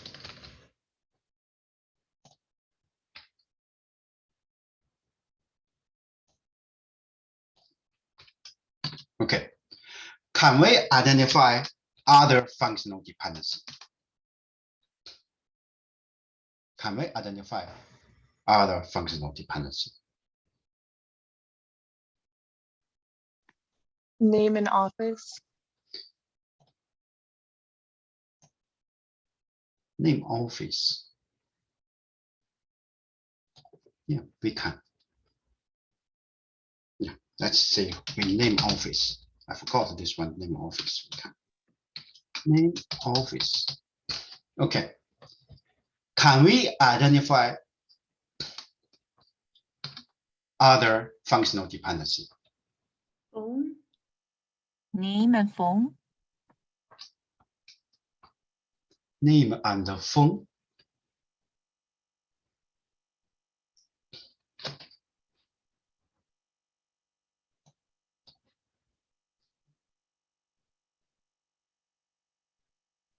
Yeah, let's just assume name and phone. Professor, I just want to make sure I'm getting a little lost. For the name and office, why would you, okay, sorry, when you only have name and office, how was it this multiple one? But I see you just add phone, okay. Which one? I'm sorry. The FD2. We Yes. have name, determine office. If we know someone's name, we can know their office, most likely, right? Yes. No, if we know someone's name, can we know their phone number? Yes. Yeah. If we know their name, can we know their floor? Yes. Yes. I had a quick question regarding the So, go name ahead. and phone one. Hmm. So it says that phone is the phone extension which is Yeah. associated with the given office. Okay. Then what you will have? How would you know the phone? I Phone put it to there. office. I put there. Right. Now let's read it. Name is employee name. Project is project we are working on. Bill is working on 2 different projects. So Sue is working on 3 different projects. Task is the current task being worked on. Bill is now working on task T1, T2. Note that tasks are independent of project. Okay. Example, a task might be fixing blah blah. Okay. Office is the office number for the employee. Bill works in office number 400. Okay. Now floor is the floor on which office is located. Phone is the phone extension. Note this is associated with the phone in a given office. Okay. Can we identify other functional dependency? Phone depends on office. Is that one? Phone depends on office. I have a question because with the name, I mean, I get that Thanks. and determine the office and the Actually, it should be office determine name, right? Think about. If you know someone office, you know the name. If we say office, that's also working. That's also working. Yeah. But what about, I mean, but floor shouldn't be there, right? Because I mean, I guess the name tells you the floor, but the floor doesn't tell you the name.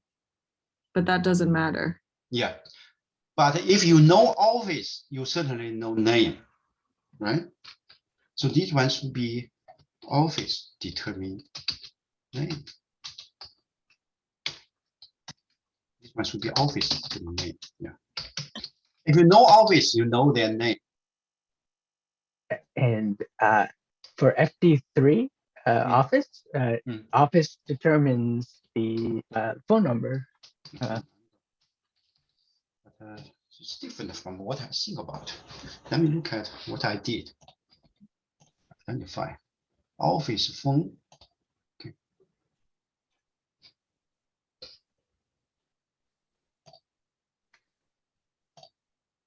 That's what I did. Let me copy in case I made a mistake. Okay.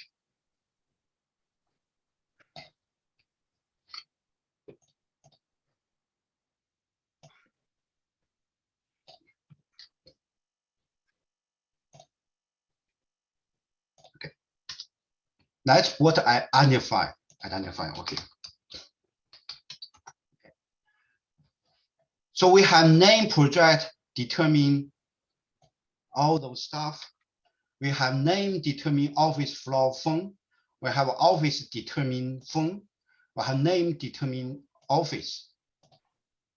Okay.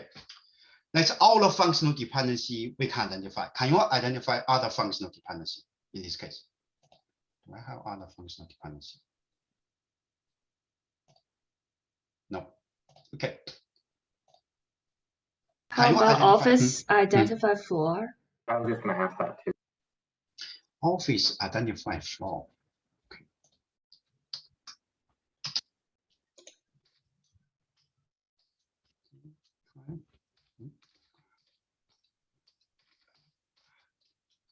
Right. office. If we office dependent flow, we just put together. Isn't FD4 already FD2? Like name? Oh yeah, we have already. Okay. Oh, only 3 left. Okay. Now we can start to first step. That's format. Yeah, just remember the format. Do your homework. Step 1. Do we have a key?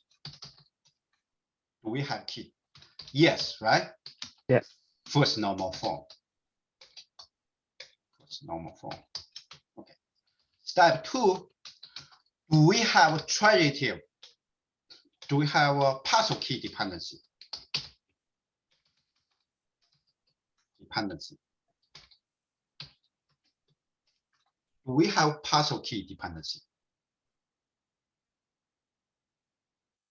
Is it functional dependency too? Yes. You only, you see the step. First, you find the key. Second, you define all the functional dependency.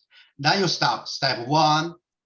Do we have a key? Yes. If we have a key, we satisfy first normal form. Then step 2, do we have parcel key dependency in the identified the functional dependency? Yes. Which one? And the second one. The second one, right? I have 2. And what should we do? Remove the dependency. We remove, yeah. We create R1 and we'll put them there.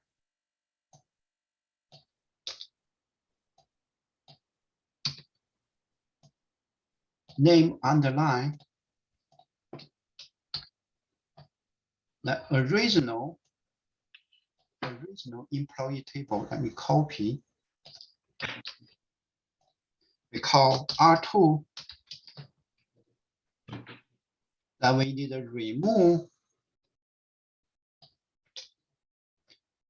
remove. This office floor phone. Okay.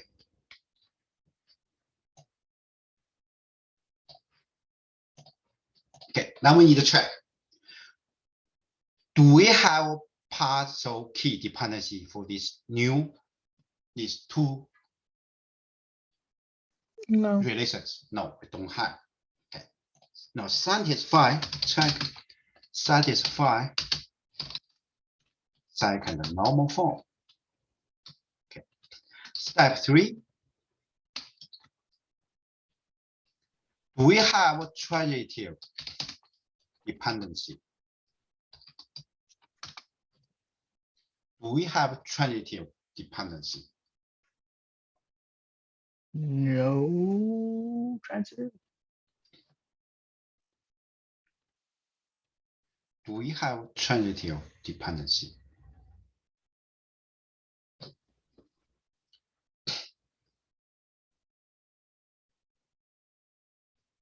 Yes, with phone and office. Yeah, we have the phone and the office. So this one is issue. So let's take this one out. So we have R3 office.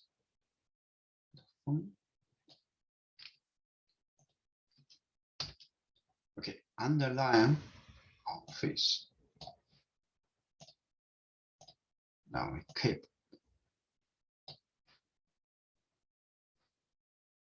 Copy and put there. Now we rename as R4. Now we just get rid floor and phone. Okay. Now we still have this R2 there. Copy.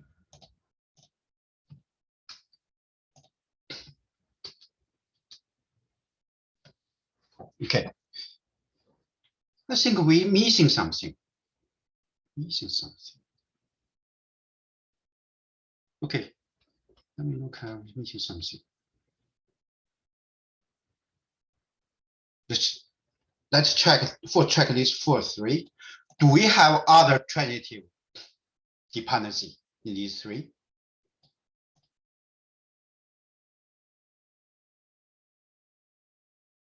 We don't have, right? We don't have transitive dependency. You see this one? Let me try. Did I made mistake? I always feel I have something did wrong in this one.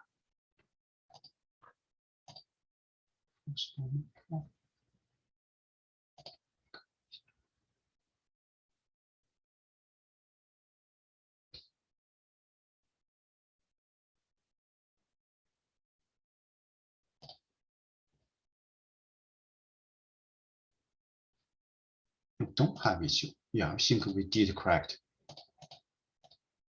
Okay, so because we do not have any transitive, so we satisfy third normal form.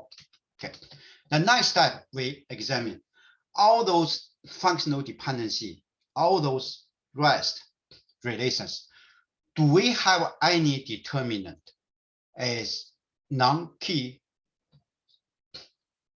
is not candidate key? Do we have any floor non-candidate? Let me think about it. I think I did something not correct.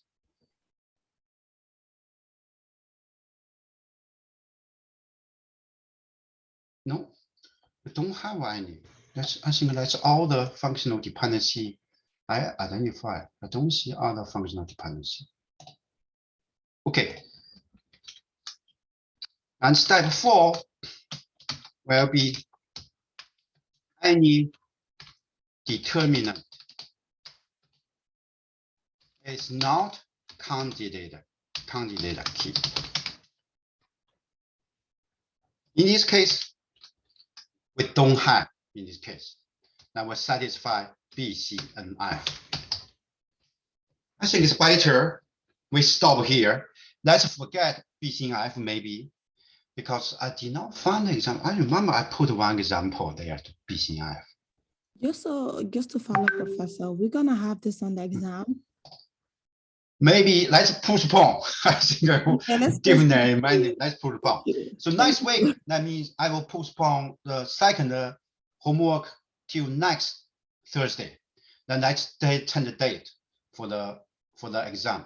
I think I will do more practice next week for the normalization. Should be fun. Does this mean that you're going to add another topic or something like that to the exam? No. Just normalization, RDM, ERD. That's all we have. Okay. We're flexible. We can change. Then definitely, I think I need today a little bit tired. I feel myself a little bit lost. I don't want misleading you. Okay. So next week, next Thursday, we will still keep doing normalization, like do more practice. Also do more practice for the ERD, RDM, all the access we have left. Then should be enough. I think it should be enough. When is the exam? Now we will postpone, will be some 22nd, sorry, 22nd. Wow, so happy. Okay, let's move to 22nd. I'll make an announcement. 22nd. You mean the 22nd is of Tuesday. That's why I'm so confused. Oh, sorry, what's the date? 17. That'll be 17. That'll be 17. Yeah, 17. Okay, thank you. So 17. So let me ask, on the 17th, you're going to push the exam then, and then we also have to do our group project by then. Group project shouldn't be difficult. Is that too difficult? I think you already get my response last week. Yeah, you said it needs to be more complex. So on top of that, we're going to have the exam on the same day. Okay. That means we postpone this one as well. Okay. Let's postpone 1 week later. That'll be 24, right? That's like, it's gonna make sure I understand correct. Our exam is no longer the 10th, it's the 17th now. 17, yeah. I'll make an announcement. Okay. And I don't want to. And the homework that's due today, you're pushing it to Saturday. Yes, I'll make an announcement after class for this one. Thursday. Yeah, will be next Thursday. Will be what's next Thursday? Will be 10. Yeah, that's homework 2. Homework 2, not homework 1. Homework 2 or homework 1? Homework 2. Homework 2 will postpone next Thursday. Okay, so homework 1 is still due today. Today, still today. Yeah. Got it. Thank you. Professor, you will update this PowerPoint. Yeah, I will make announcement. I'll make announcement okay, on Blackboard. So you receive. Yeah. Sorry, I think enough. Homework 2 next week. You'll release homework 2 next week. Release it. I release now homework. Already released. Already released. And it's due next week on the 10th. Yes, should be. Oh. Let me see that. Oh yeah, that's 10th. Yeah, you're right. Right. Let me check date. Okay. 10, 12. That's still Monday, 14. Right? 14. You should have enough. This time you should have enough. 14 because 10 we can do lots of exercise for the 10.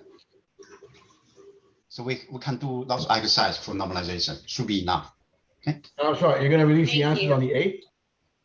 You're gonna release the answers to homework 2 on No, the 8th? homework will be now 8. Homework will be now 8. Will be due date will be released. There will be 15, right? 15. Yeah. 15 morning. I will release 15 morning. Okay, got it. Thank you. Yeah. Just next day. Yeah.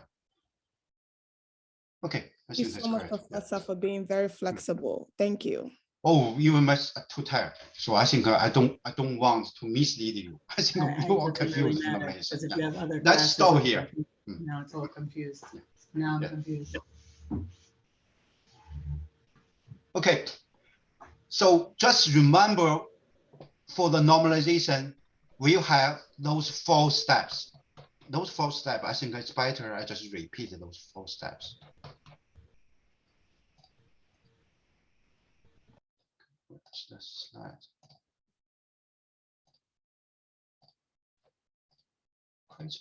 Where? Yeah. So that will be the step we normally follow.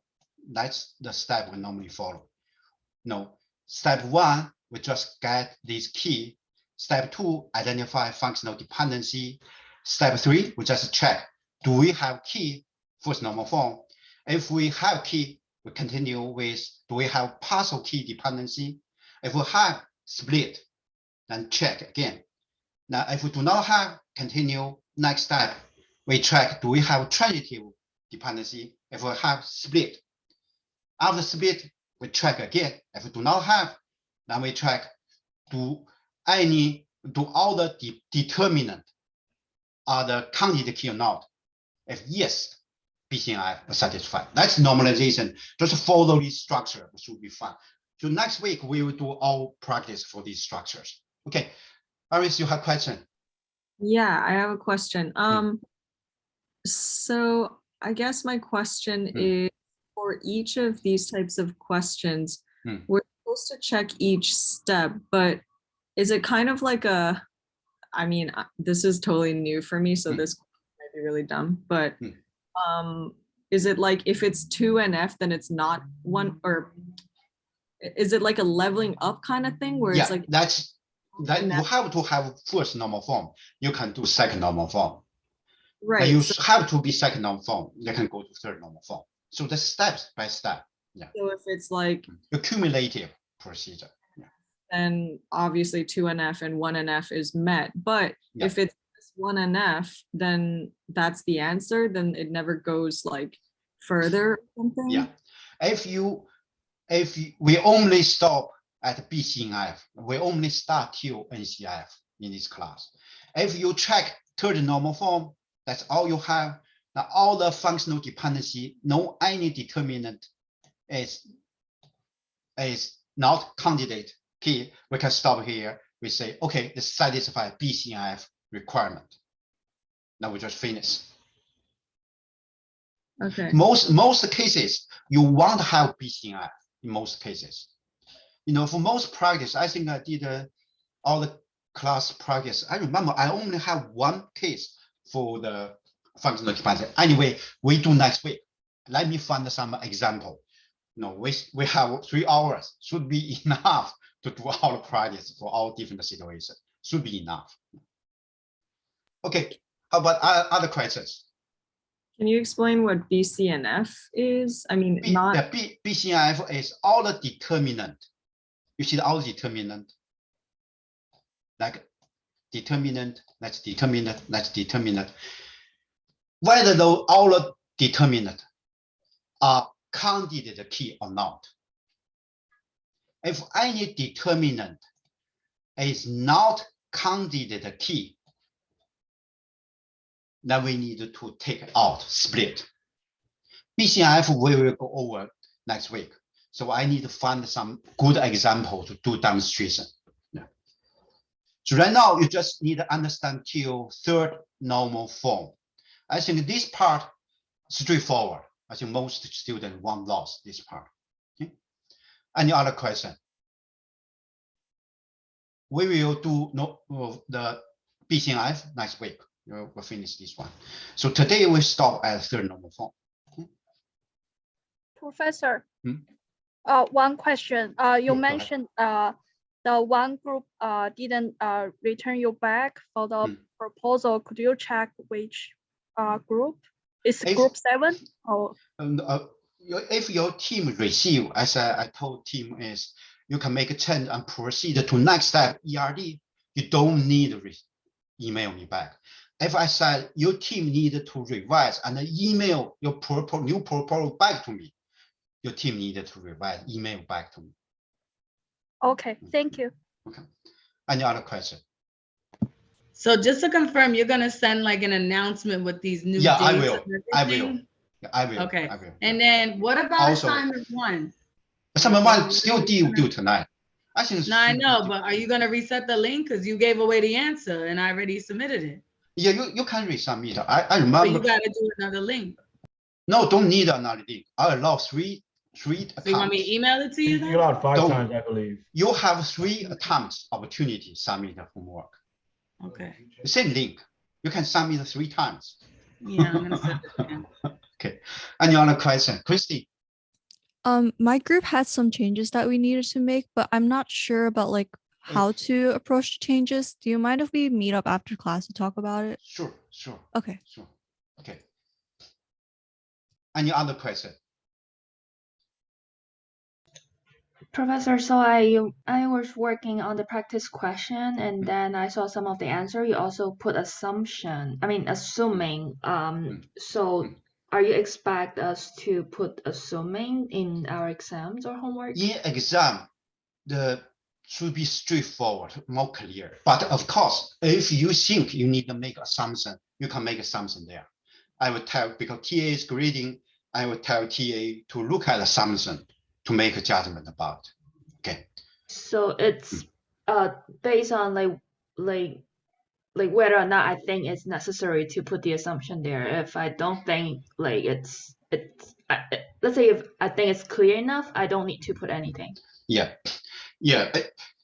Let me check. Maybe I can leave some explanations better to make it. But let me make some put some text over there to explain. So that will be much better to avoid you make assumption. But in case even my explanation you think is not enough, then you still can make assumption. Okay. I see. Yeah. Thank you. Okay. Any other question? Okay. If no question, have a nice weekend. I will stop here. And I think I do not want to keep you too long. I plan to do 9:30. No, I don't want to keep you too long. Many students will confuse talking. Okay, so I will make announcement. I will update these slides, also make announcement, everything. I will change the dialogue, everything. Okay, so that's on my side. So what you need to do is, don't forget tonight, homework 1 assignment due tonight. Okay, I will stay on. If you have questions, you can ask me 2 questions. Thank you. Have a nice weekend, everyone. Thank you, Professor.